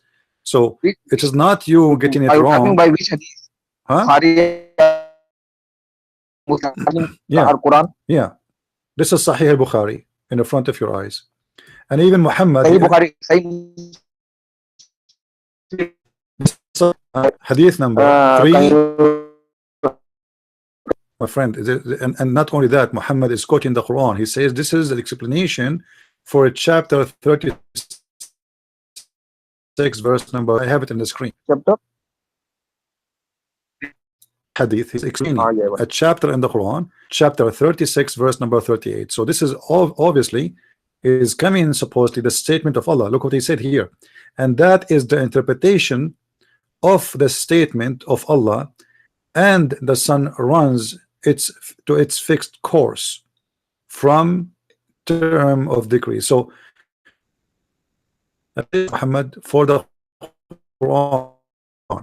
So for what Allah said, they claiming that this is what Allah meant when he said that the sun run.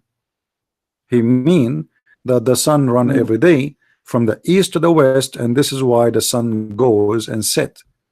And he asked the question during the sunset, as you see here with me in the hadith. So how Muhammad he receives such a false information from his God? If this is God and this is Allah and this is the true God for you Muslims, how he can be true? You mean why Muhammad said sun goes to the east to west? Yes, why? Because this is false. This is false. He claimed that the Quran, Allah told him that the sun runs every day in a fixed course. How he explained that? He said the sun goes every day at the sunset. He's asking a guy with him, his name is Abu Dhar. He said to him, do you know where the sun goes? The guy, he says, Allah and his knows best. Every day I eat trouble till it's prostrate itself. So the Muhammad he claimed that it is the sun is moving. The sun is sun, moving. it is the sun who travels absolutely false statement, Mm. and science is Yeah, totally opposite. actually sun is yeah. Sun is not moving. That is absolutely wrong. I know that. Yeah, so the sun is not moving. Earth Thank is you. moving. Okay, Earth is moving. the sun is not moving around the earth in this case every day. So Yeah, yeah, yeah, yeah. Muhammad here is giving false teaching, claiming that he is a Mm. prophet of God. So how you can believe in him as a prophet then? After learning this, there's no way he can Mm. be a prophet. He must be a false prophet. What do you think?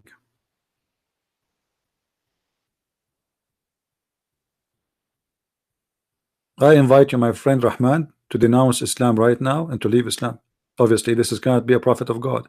This guy is making up stories, claiming it's coming from God, but it is very simple to understand that there's no way that this is God talk. This is a guy if fooling those who they are around him, people who they are ignorant at that time, they don't know, and people believe in what Muhammad said for centuries and centuries. But now, you know, a child, he will tell you, Mr. Rahman, he is down. Guys, is my voice bad? Is my voice bad?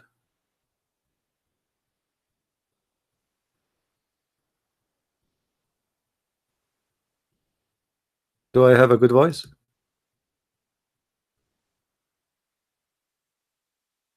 He's saying his voice is bad. What I can do to his voice? Broken?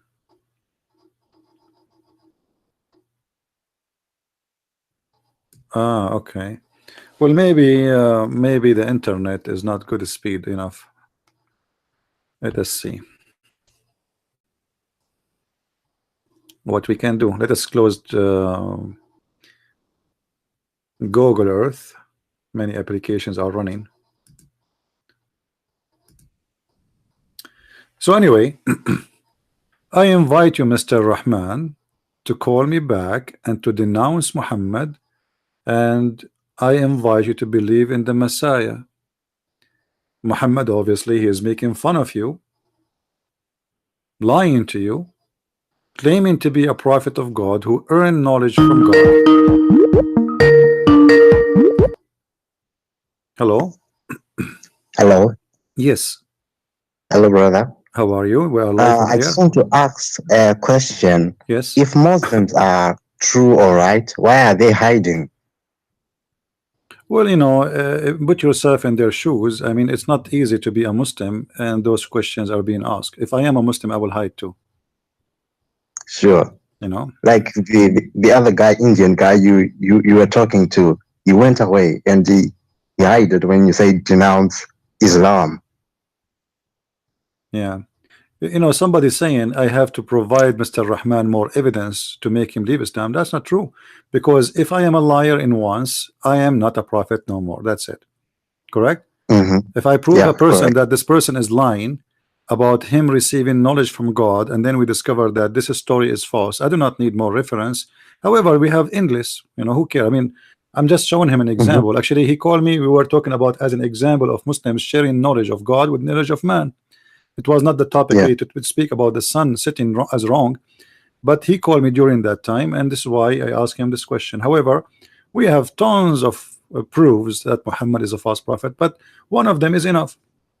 You know, Yeah. there is no need. You know, if I say to you, God spoke to me yesterday, and He told me the sun goes every day from the east to the west, and this is how the sunset happened. You know, and that you do not need. Yeah. You do not need to listen to the rest of my story. That's it. You know that I'm a liar. You know, that's it. So what more evidence you need? You know, one reason Yeah. is enough to prove No everything. more. No more evidence. Right. I think you should show him the hadith where Aisha got syphilis Aisha, she and got other. syphilis. Yeah, when Aisha got syphilis and when Muhammad was squeezed by Jibreel. I don't want to change the topic. Let's focus on one topic for now. You know, we don't want the Muslim to think we are here to make fun of them. You know, we are here to help the Muslims and not to make fun of anyone. Muhammad cannot be a prophet. He is using the ignorance of people at that time. This can happen, you know, like at that time this can be accepted. Why? Because people do not know. People are, you know, uneducated. Not long time ago, actually, you know, until now there's people believe in magic. Until now, in the year 2018, there's people believe in crazy stuff. So imagine in the time of Muhammad how ignorant people are. So this person, he did not say to him this is not true, because they don't know better, and Muhammad is using that ignorance to fool them, claiming that he got his knowledge from God. But today, you know, there is no way that we can believe that this is true. You see, as I said, I don't blame Muhammad to believe in such a thing. This is not my point, because if I believe in it, if I was in his time, maybe I will believe in the same thing, maybe, you know, because I was, you know, at that time everybody is ignorant, and you know, we can't see what's happening really, so our knowledge is limited. But the problem is he claimed that this is what his God told him. His God, who is a liar. It's not him believing this is what happened, a personal opinion. No, a personal opinion. Anyone living in the time of Muhammad, as I said, he can believe in this, because at that time people believe in many things which is fictions, you know, and people have no scientific answers. Even scientists in that time, they were guessing. Like some scientists believe the earth is flat, you know, at that time. So and Muhammad he adopt that. Actually, the Quran have many verses speaking about the earth is flat. And the funny, the Muslim, they say it is the Bible teach that the earth is flat. Why? Because the Bible says the four corners of the earth. But my friend, until now, we use this figure of speech, which saying the four corners of the earth. You can go and write many stories from the stores written this year or the year before, and you will see they are using still the four corners of the earth, or even the news. But doesn't mean there's corners, and doesn't mean the Bible says that the earth is flat and there's corners. It's about direction. The Bible says clearly that the earth is like a globe, it's like a bowl, you know, and the Bible says that the earth is hanged on nothing. Before, you know, 3,000-4,000 before the scientists discovered that the earth is flying in the space, the Bible mentioned that it's hanged on nothing. This is exactly the words in the Bible.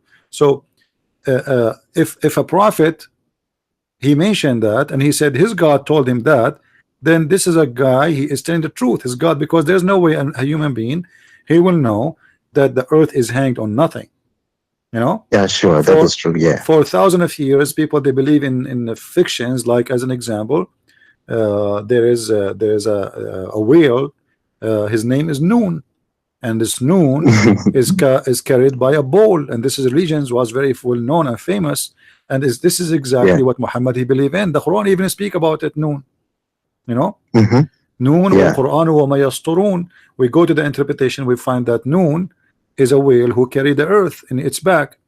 Now, how in the world somebody, he claimed that God is talking to him and God is teaching him, and yet he speak of a Noon, and this Noon is a whale carrying the earth in its back, you know.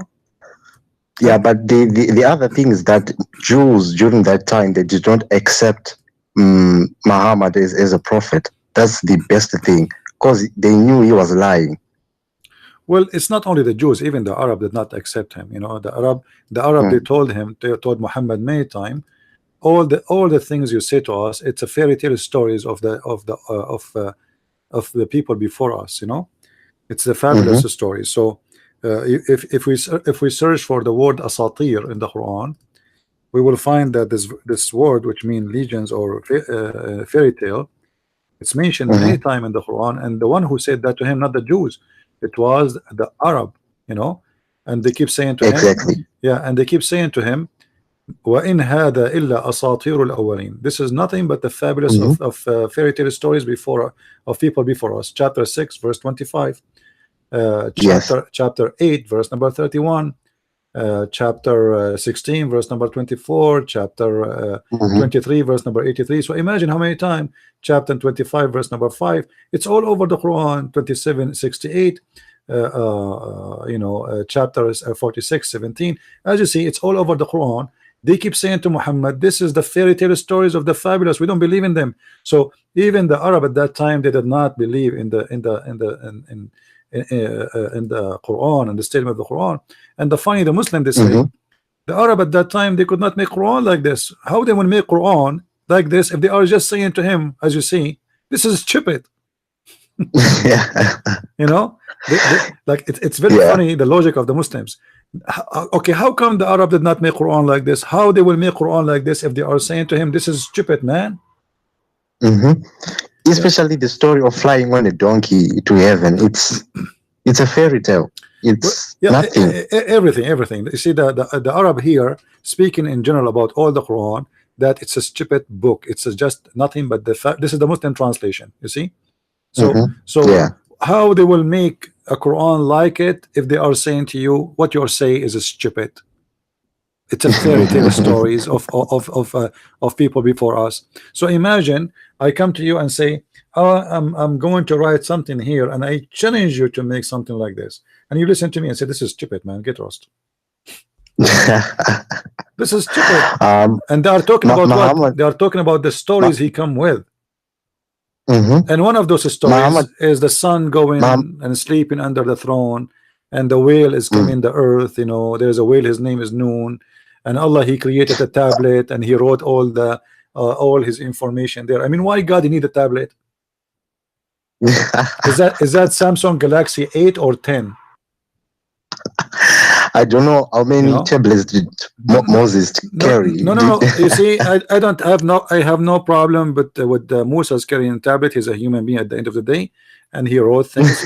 We write things because our memory is short. We lose numbers, we lose memory. But God, he wrote his books in a tablet, and he put the tablet between the eyes of an angel. His name is Israfil. And why he need a tablet? I mean, hey Allah, do you know my number? I forgot. Look it in the tablet. So all the stories is coming from legends, fairy tale stories exist before Islam. Everything in Islam is coming from somewhere. All right. Thank you, brother. Yeah, we'll talk later. All right. Thank you. Yeah, we have a Muslim on a call, so thank you. Yeah. All right, Uthman, or Osama, or whatever your name, call. Go ahead. As you see, it's the fabulous of old, of the ancient fairy tale stories. This cannot be from God. The Arabs said that to Muhammad in his time. They laugh at his Quran in his time. They did not find the Quran a miracle, as the Muslim tried to fool us and say, oh, the Quran was amazing for the Arab at that time. Muhammad, he had to go in war to convince them in his Quran.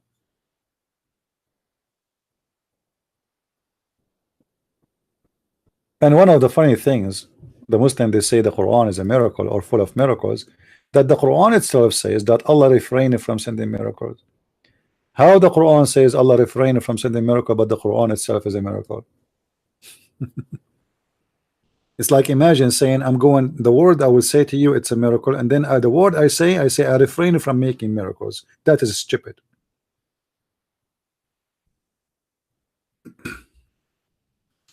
وما منعنا أن نرسل بالآيات إلا أن كذب بها الأولون. Translation, chapter 17, verse number 59.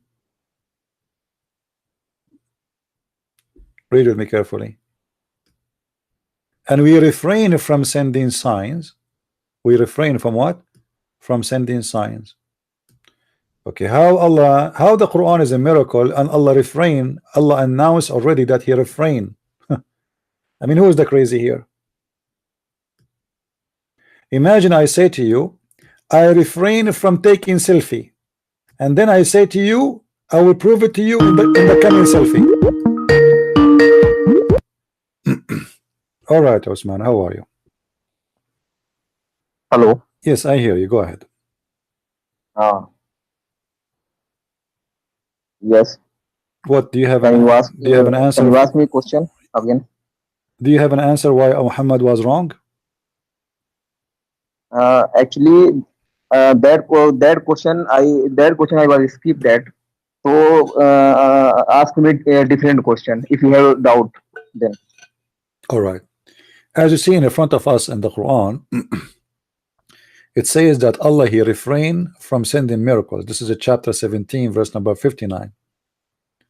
Why Allah refrained from sending miracles? Why Allah? Why Allah he refrained from sending miracles, which means he will not do miracles no more. Why? No, I'm not getting properly your voice. I'm not getting properly. Say again. I'm saying why Allah he says he will not do no more miracles. Why? He not do more miracle. No, he will not do any miracle. Not that's it. He's in a strike. He is in a strike mood. He will not do miracles. Why?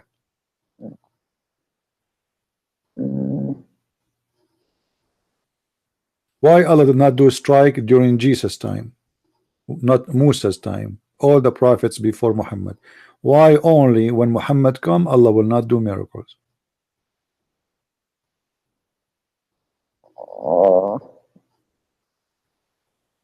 Give me the explanation more. If I understand, I'm not understanding your question. But what is the main purpose of you asking that? Well, the purpose is we don't know. I mean, I can say right now I'm a prophet of God, and I am my God is powerful, but my God now he don't want to make miracles. People they ask me why you don't have miracles if you are a prophet. I say to them because my God he don't want to do miracles no more. Why? Why? Why does God he only when it's come to Muhammad he don't want to do miracles? Why all the prophets before have miracles except Muhammad? Because I'm thinking about that. Let me. I will try to give you your answers. All right. I'm sure you will have an answer because it's very easy to answer this. You are a Muslim. Muslims are very knowledgeable. They are very strong in faith too. Why? All Muslims are genius, and all of them they have. You want to know that your purpose is the why Allah chosen the Muhammad. No, why Muhammad? Why Muhammad only? Why? No, Allah Prophet came also. Rahman. Why Allah? Why the Quran says all prophets before Muhammad they have miracles from Allah, but when Muhammad arrived, Allah he took vacation. He don't want to do miracles no more. Why? Allah said about that. When Allah said about that about Muhammad, if Muhammad is if Muhammad is came, I mean in the Bible and in the other book. What Bible or book? I don't understand. What are you talking about, my friend? My question is very simple. Listen. And other book, focus. They have informed about that. My friend. One prophet. Focus with me. Focus with me. Focus Muhammad. He will become there in Makkah. Okay. Yeah, but this is not the question, Rahman. Focus with me. Okay, breathe. Okay, breathe. Okay, relax. Why Allah, when Muhammad came and he is a prophet, why only Muhammad Allah don't want to support him with miracles? Why? Why Allah don't want to support?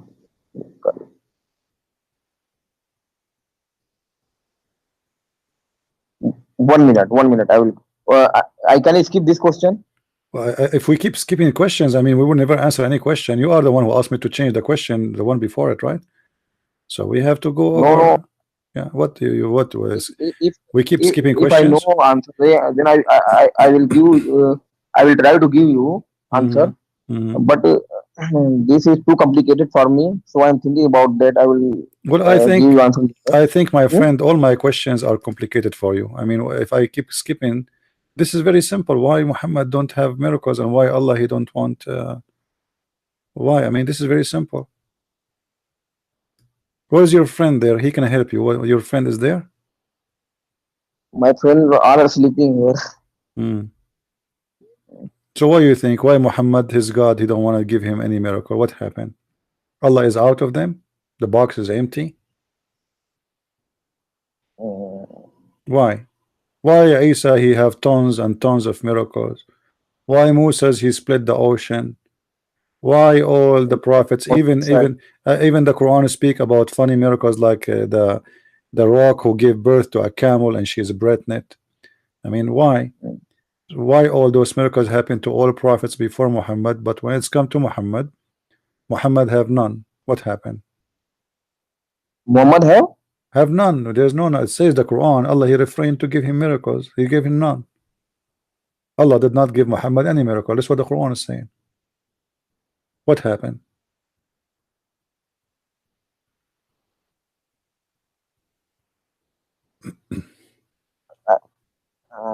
Okay, I will call you back after 1 minute. Wait.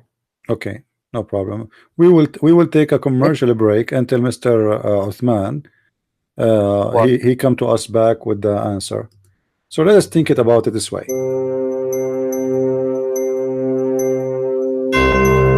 Muhammad is a prophet, but he have no proof. When they ask him to give a proof, he said Allah took a vacation. At least give us miracle, man. He said, what I can do? My God, he refrained from sending miracles. He is in a strike mode. And what you can do if God refused to give miracles? And now Muhammad do not know what to do. He have no miracles. He have no science. He have only a speech. Where is the miracles? What happened? Where is God? God in a vacation, he went to Hawaii? And look at the excuse here in the verse. It says only because. Wait 1 minute. Oh, you got the 1 answer? minute. Oh, Rahman, he got the answer. That's surprising, really. Yeah, 1 minute. I will. I'm listening.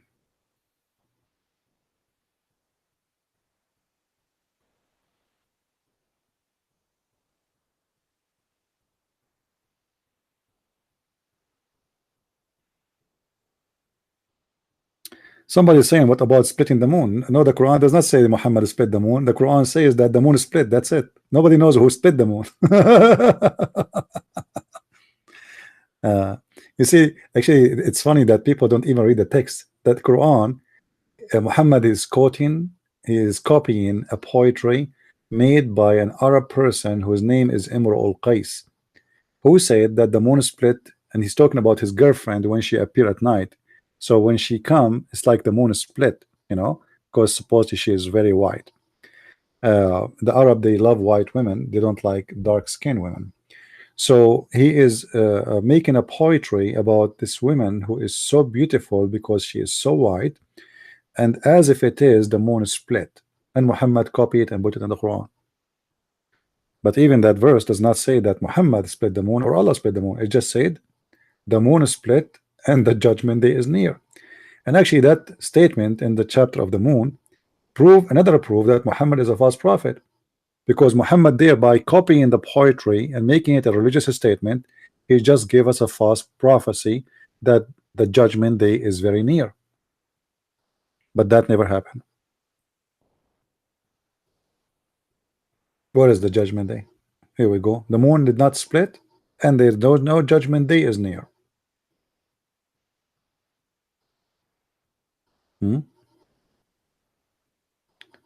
Any Abdul?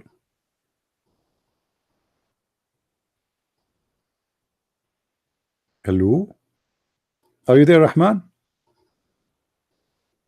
Look like Rahman, he took a nap, maybe.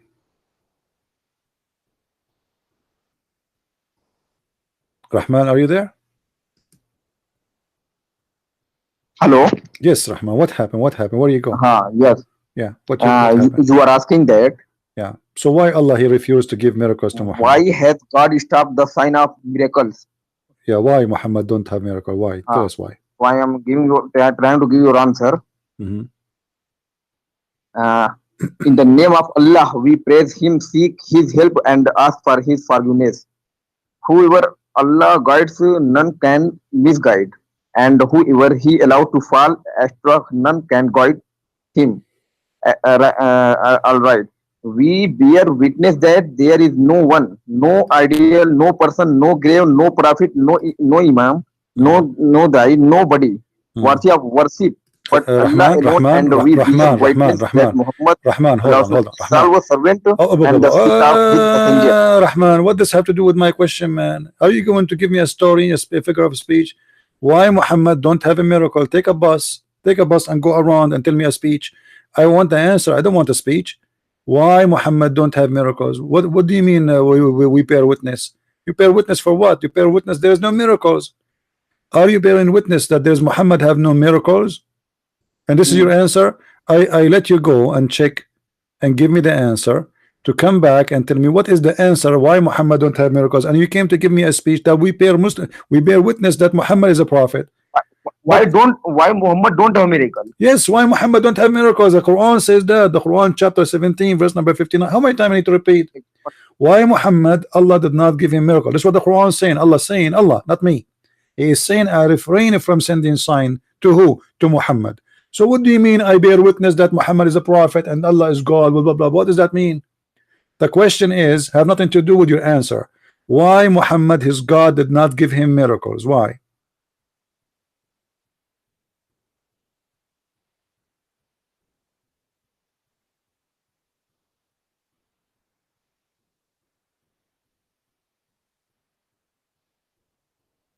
The answer is very simple, because Muhammad is a false prophet.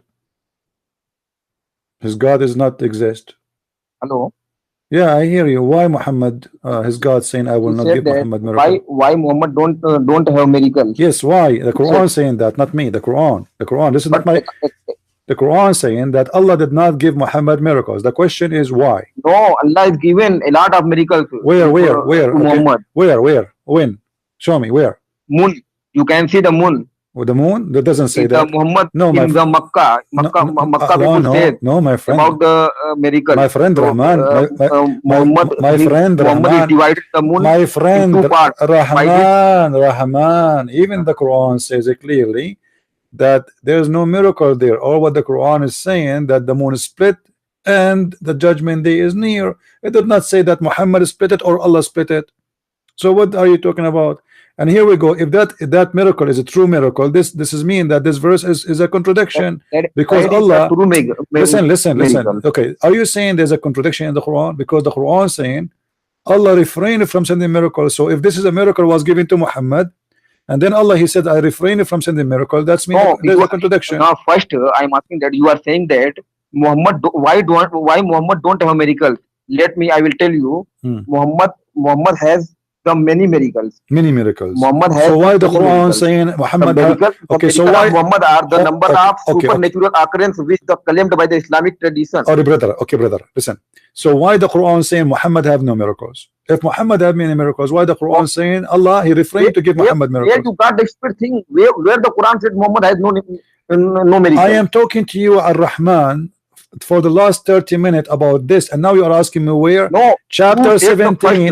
Muhammad don't have any miracles. Chapter so 17. Abdul. I am telling you the miracle of the Muhammad. Rahman, you told me the miracle of Muhammad, but the Quran says Muhammad have no miracles. So how the Quran say that? A very big miracle of the Muhammad. Where, my friend? Okay, answer. Okay, hold on. Let us say, for the sake of argument, the moon was split, which is a lie. The Quran says Allah gave Muhammad no miracles. This is chapter 17 verse number 59. So who is lying here? Allah is lying or Muhammad is lying? Can you show me the line? I'm on YouTube. Chapter 17 verse number 59. No, show me on the YouTube. I'm there. I can watch that. What? I'm showing it on YouTube. Here we go. It says وَمَا مَنَعَنَا أَن نُرْسِلَ بِالْآيَاتِ إِلَّا أَن كَذَّبَ بِهَا الْأَوَّلُونَ. And nothing made us refrain from sending miracles except that former generation accused it to be a lie. So Allah he will not send miracles. So why you are saying to me Allah he gave Muhammad miracles when the Quran confirmed that Allah refrained from giving miracles? So according to Quran, according to Quran, you said that. Quran, yes, Quran says that. Chapter 17 verse. You said that. Do you have Quran? In the Quran? Do you have Quran? Do you have Quran in your hand? Do you have Quran? I want you to go right now to Google. Type Quran. Type Quran 17:59. Tell me the ayah number. My friend, how many times I need to repeat? Quran 17, chapter 17, verse number 59. 17. Yeah, chapter Ayah 17, number. verse number 59. Ayah number 15. Can you repeat once again? Ayah number. 59, chapter 17, verse 59, chapter 7. Let me make it slow for you. Oh, Hold on, I want to listen that. no, hold on. Read the ayah. No, listen. Look like you are not getting the number. It's going to take you long. So let me make it more efficient for you. In the Quran, in chapter 17, the verse 59, 59, 59, 59, 59, 59, 59, 59, chapter 17, 59, 59, 59. In the Quran, chapter 17, 59, 59, 59. I hope you'd remember now the number and you got it right. Yes. Okay, thank you. Finally. So,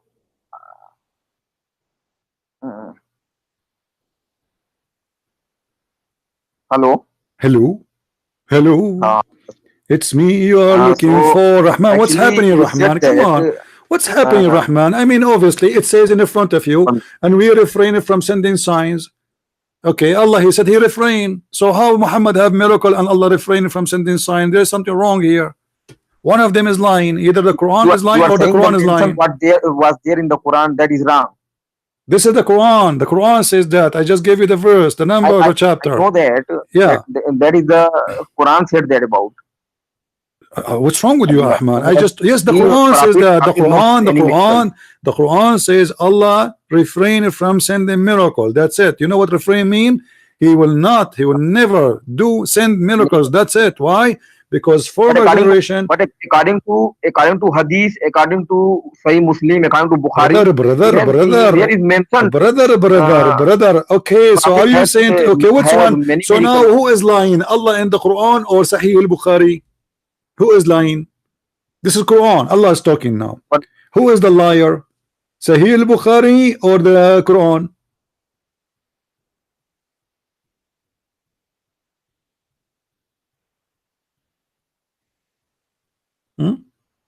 You are saying that according to historian Dennis Grail, the Quran does not overtly describe Muhammad performing miracles. Who is this guy? Who is this guy, man? Don't tell me a guy according to who is this guy? He's your prophet. We have Quran and we have your prophet, and the Quran saying I refrain from sending miracle. Are you going to say to me according to Zakir Naik? Okay, let me bring you Zakir Naik, brother Thitter. They're asking question. How come the Quran said that Allah refrained from sending miracle? The answer is very simple. Sometimes you are in the mood to send miracle. Sometimes you feel dizzy. Sometimes you want to vomit. Sometimes you are pregnant. But you are not pregnant all the time. So sometimes you give baby. Sometimes you have the baby. At the time of the Prophet Muhammad, Allah have no babies. So he have no miracle. Thank you very much. What is the answer? Why Allah did not give miracles? In the time of Muhammad only. In the time of Isa, he have a lot of miracles. In the time of Moses, he have a lot of miracles. Everybody have miracles except Muhammad. What happened?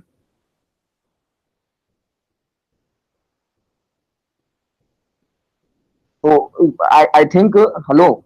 Yeah, hello. I think you are focusing on the one sentence only. Please it doesn't matter. It's one sentence. My friend. You are focusing one line of the Quran. Yes, we have to focus. No problem. Why not? We have to focus, my friend. Many things in different. My friend. We have to focus. This is the word of God. Supposedly, this is not a joke. So we have to focus. Allah said, when Allah He said, listen. You are studied and finally you got the problem. When Allah He said, I have no miracles, He is lying or joking? He is saying. Oh, that's why I am saying that you are focusing you are focusing on the one line of the Quran only. So what? You are the you have not focused on the below and No, above I and the below focus of in the the whole. Quran. I can focus. We Line of the can Quran. focus. No problem. What No, is the meaning no, no, no, actually? no, no. We focus in the whole Quran. But this line is very important, proving that Muhammad is lying when he say he have miracles, because it says Allah he gave Muhammad no miracles. He refrained. So where is the truth?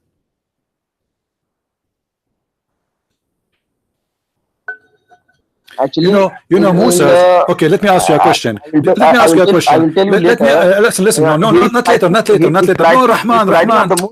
Rahman, He not is later, not he later. is not mentioned in the Quran. He is writing Rahman, of the moon. Rahman, not later. Musa is a Jew. I mean, Jews. You know, the Jews are not good people, right? That's what the Quran teach. They are bad, disgusting, unbelievable. So how come Moses was able to split the sea? Why Allah did not make Muhammad even split the cheese? Moses split the seas and Muhammad can't split the cheese. The, when that the Musa, that is the story of the Pharaoh. Yeah, I know, but Moses, this is a miracle of God. Okay, this is a miracle of God. Okay, listen. I know. Quran, he will the Abdul. Listen, my friend. Okay, why Moses the Jew? He's a Jew. I mean, God, Allah, he didn't like the Jews. So why he made them split the sea, but Muhammad can't even split the cake? You tell me he split the moon? How he split the moon if the Quran saying Muhammad have no miracle? I want an answer. Why the Jews, which Allah he don't like them, he gave them tons of miracles. All the prophets of Islam, they are coming from the Jews. Tons of miracles. So why they have tons of miracles, but Muhammad he can't split even the cheesecake? And the Quran says it clearly, I refrain from giving miracle to Muhammad. Why? What happened? You are focusing on the one line only. It doesn't matter. One line is very important. This line is very important. I cannot ignore it. This is God talking, my friend. This is not a Mickey Mouse. If Mickey Mouse says that, listen. If Mickey Mouse said that, I can let it go. It's a Mickey Mouse. If Zakir Naik he said that, okay, I will concern to my friend. I will concern to my friend. Is your friend a scholar? He's a scholar. Yes. Okay. Why you don't make him call me? What do you think? If your friend is a sheikh, I will ask to him. Why in Quran is not mentioned that? No, I want you to make him call me. Listen. Rahman, let me tell you something. As long your friend is very strong and very powerful, if you make him call me, he will be able to refute me easy. So I think it's best for your interest to make your friend and tell him why you don't call this guy and shut him up. You know, he can do it easy. He is knowledgeable. So ask your friend the sheikh to call me and everybody will laugh at me. I mean, people, they will be dying laughing at me if your friend call me, especially he is very knowledgeable. What do you think? Okay, I will try it. All right, now I will say. All right, okay. Do you want to say something else, Mr. Rahman? Do you have anything to say? Actually, I have studied about the Quran. I know, but I have not studied very deeply. I'm the student of the engineering student. Okay. Studying. Okay, I will ask you a simple question, Rahman. Well. I will ask you a simple question. Quran daily, but okay, I will ask you. I will ask you a simple question. Why the Prophet he said when you go to the bathroom you have to shake your penis 3 times?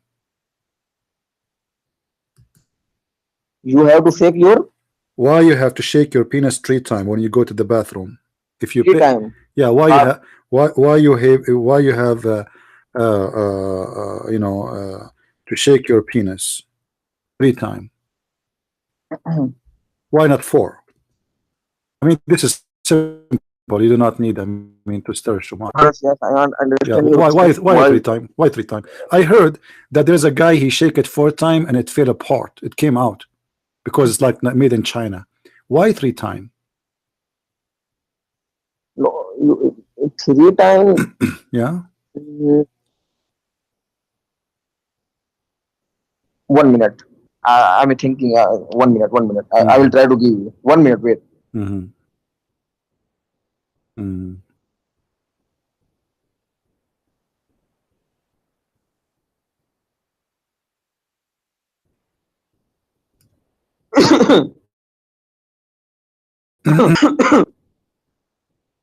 Just take a note, guys. It's dangerous to shake it more than 3 times. Just take a note. I mean, Hello. this is like a disclosure. Wait, Don't do what we my say in this video, charging okay? is, Don't and do. I'm going to put in charging. Yeah, what? You will do what? My charging is finished now. Oh, your charging is I'm finished. going to put Okay, my okay, phone in charging. no problem. Wait, Go, wait, go charge my friend, wait. and when you find me the answer why your prophet said don't shake your penis 3 times, let me know, okay? No, wait, Sorry, wait, it 1 says minute. I will give. it says shake it 3 times only, not you know why. We want to know why. This is Sahih al-Bukhari in front of us. The prophet said, whenever any one of you makes water, doesn't say that in Arabic actually. It says when you piss, he should hold his penis or clean his private part with his right hand. All right. Now it doesn't really translate correctly, but let me give you the other hadith. What is the other one about shaking it? Hold on. You should not hold your penis with your right hand. Why? What do you think? What will happen if you hold it with the right hand?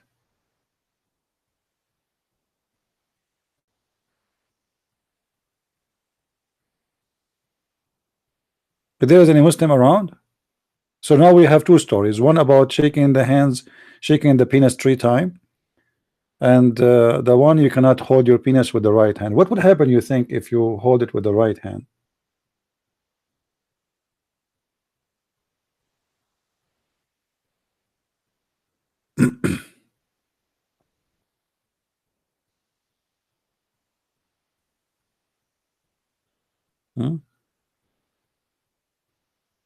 Hello. Yeah. So why you have to shake it 3 times, and why you have to hold you cannot hold it with the right hand? According to Quran, Uh-huh. there is the rule of the similarly here the penis and the vulva must be washed with water after urinating. This washing is known as istinja. The Quran suggests that one should wash one hand as well, which is discussed in verse 5.6. Why? Why you have to do it 3 times? Why you have to do it 3 times? What about 4 times? Why 3 times? What will happen if we do it 4 times? Why 1 minute? Yeah.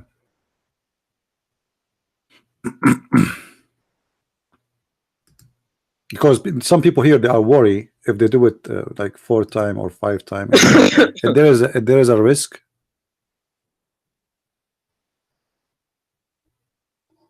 Cause hello. Yeah. Cause there, if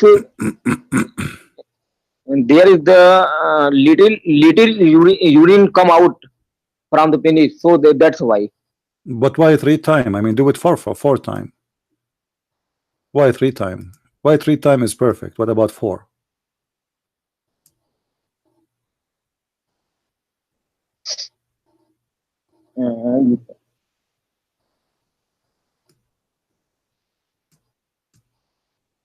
Is that scientifically correct? Like, you know, if you do it 3 times, is better than 4 times?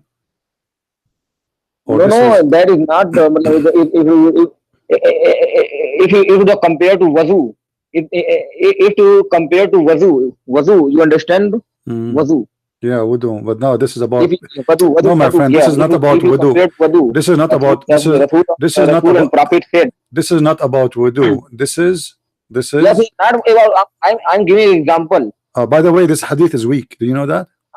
Do you think this is about? Do you think this is about a weak penis because Muslim they have weak penis? Why you have to shake it 3 times? Okay, my friend. Okay. Let us say it's wudu. Let us say it's wudu. Why you have to?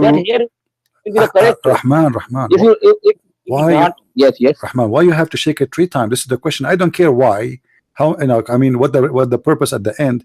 But why 3 times? Why you have to shake your penis 3 times? What about 4? What about 2? What about once? What about 10? Why 3 times? because is the 3 time called the full satisfaction. Danger will happen if you shake it 4 times. You think like the person will die or something?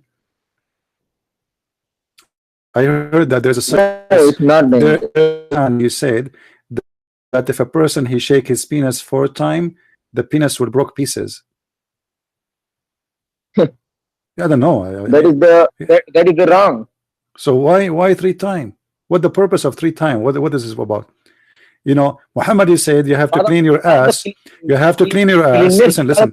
Ahmad, Rahman. You have to clean your ass with the 3 rocks. You have to shake your penis 3 times. You have to blow your nose 3 times. I mean, why everything 3 times? Why you have to use 3 rocks for your ass?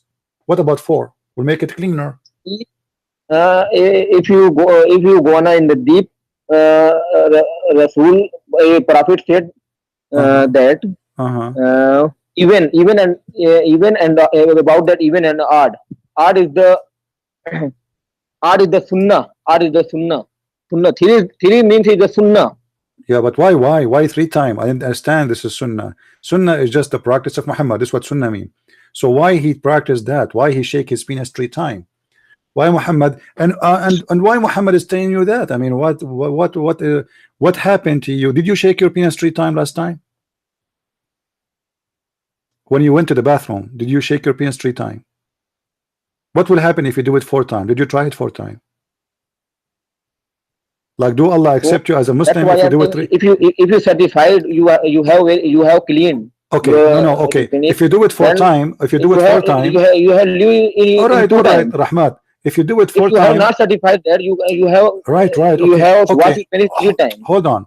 If you do it 4 times, that will make you cleaner. If 3 times will make you clean, then 4 times will make you cleaner. You do it 5th time, that will make it cleaner.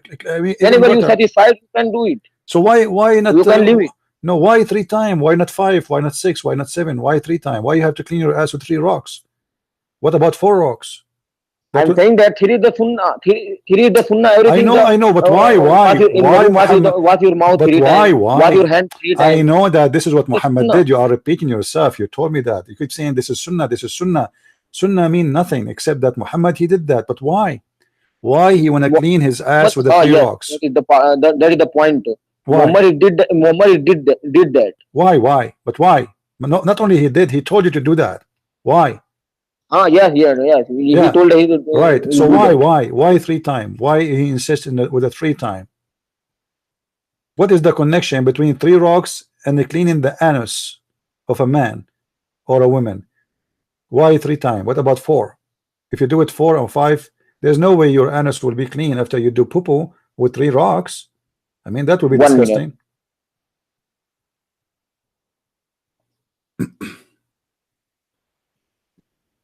By the way, guys, you just remind me, I need to go and do shopping tomorrow for some rocks. My bathroom is, I have no rocks no more. I'm in trouble.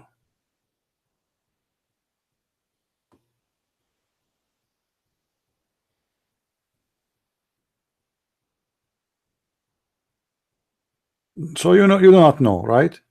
Okay, I will let you go, Muhammad. You call your friend, let him call us, and let us see, maybe he can have answers. And just be careful, my friend. Don't shake it 4 times. I mean, it's very dangerous. I heard that there's a guy, he shake his penis 4 times, he got cancer. Scientifically, this is proven. There's a scientist, his name from Japan. His name is Yama. I do lie and fabricate Yama. This is his name. I mean, it's a very known scientist. He said if you shake your penis 4 times, you get cancer. If you shake it 5 times, you get allergy. If you shake it 6 times, you get orgasm. So why 3 times? Do you have an answer or no?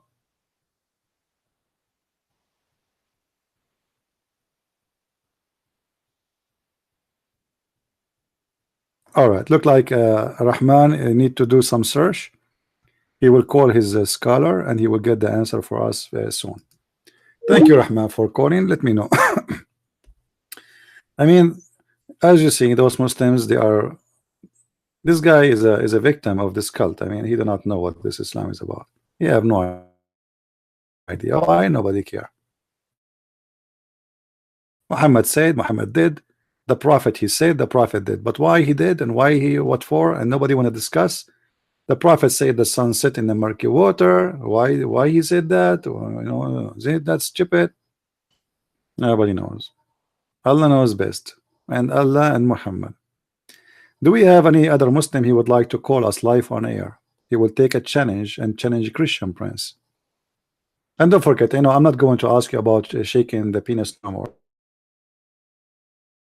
Topic is, let us go to something more serious. They want to give us a topic, something very serious.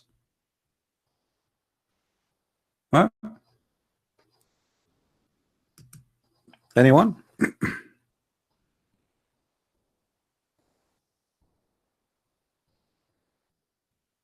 I don't know. The Muslims,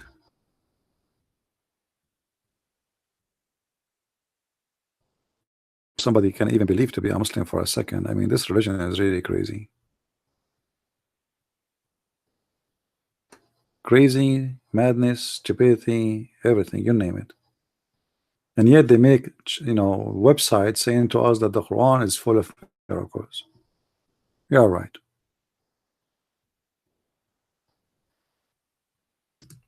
Any Abdul?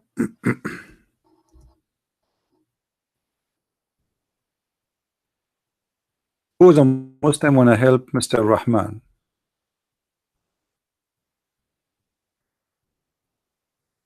Anyone? Nobody? Don't forget to subscribe to our yet, and if you are subscribed already, don't forget to share button 3, all right, because that is a sunnah. So if you are not subscribing and you are a Muslim and subscribe,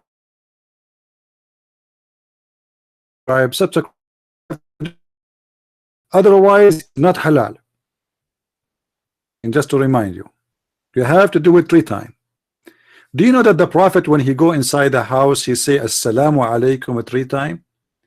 I mean, are we talking to a bunch of deaf people? Oh, okay. Imagine you go and your friend, he come to your room and he said to you, shalom. You say to him, shalom. Then he say, shalom. You say, okay, shalom. Shalom. Like, what's wrong with you? Are we going to spend the day saying assalamu alaikum? Like, hello? 3 times. Is that correct, Muslims? Or I'm lying? The Prophet, he used to say assalamu alaikum 3 times. Why? Like, it's not even cost effective. 3 times.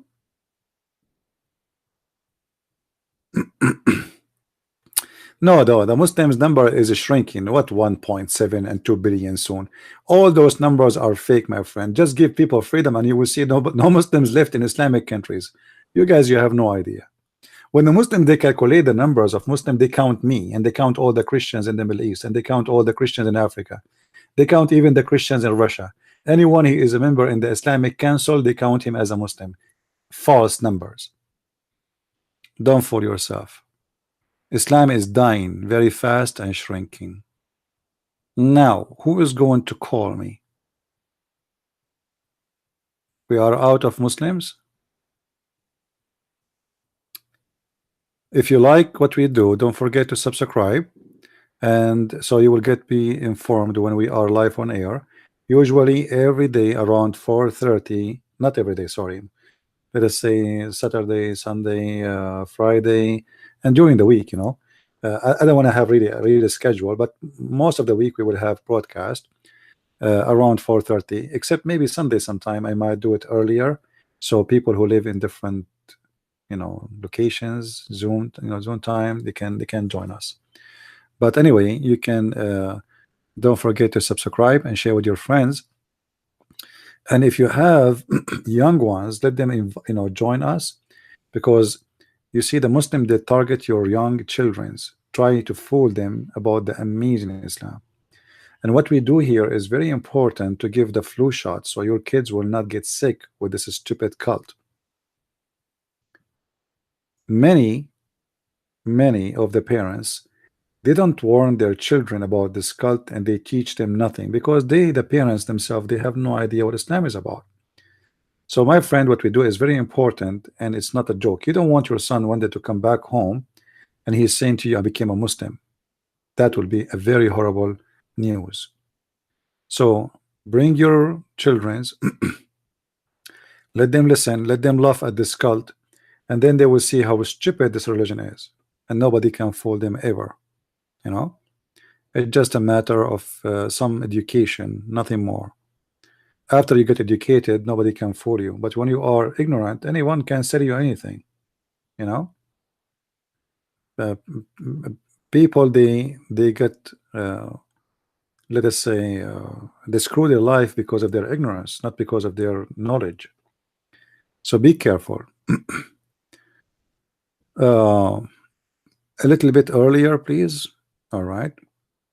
I will shake this topic with the angel Jibreel 3 times, and we will see if we can shake the hours a little bit earlier.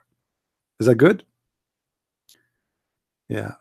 Is it okay to make it 3 minutes earlier? Oh Lord. Anyway, I'm so glad to have you, all of you guys here. I hope you guys you learn good today. And I want to say thank you to Mr. Osama Rahman. He's a nice person. Try his best to defend his religion, and I will be waiting for him to bring me his sheikh, the scholar he have. That will be very interesting if we hear that a Muslim scholar is going to call a Christian prince live on air. And imagine what will happen to Christian prince. I mean, he will hide his head 3 times. And in the best scenario, if the scholar of Osama or Osman, he called us Christian prince, he might hit his head in the wall 3 times during the debate with this guy. So I think it's going to be very good, you know, to have a Muslim scholar calling me, so all of us we can get the benefit of this conversation between the ones who knows and the ones who do not knows. And supposedly the one who do not knows is me. So I want to say thank you guys for being here. Our time is up.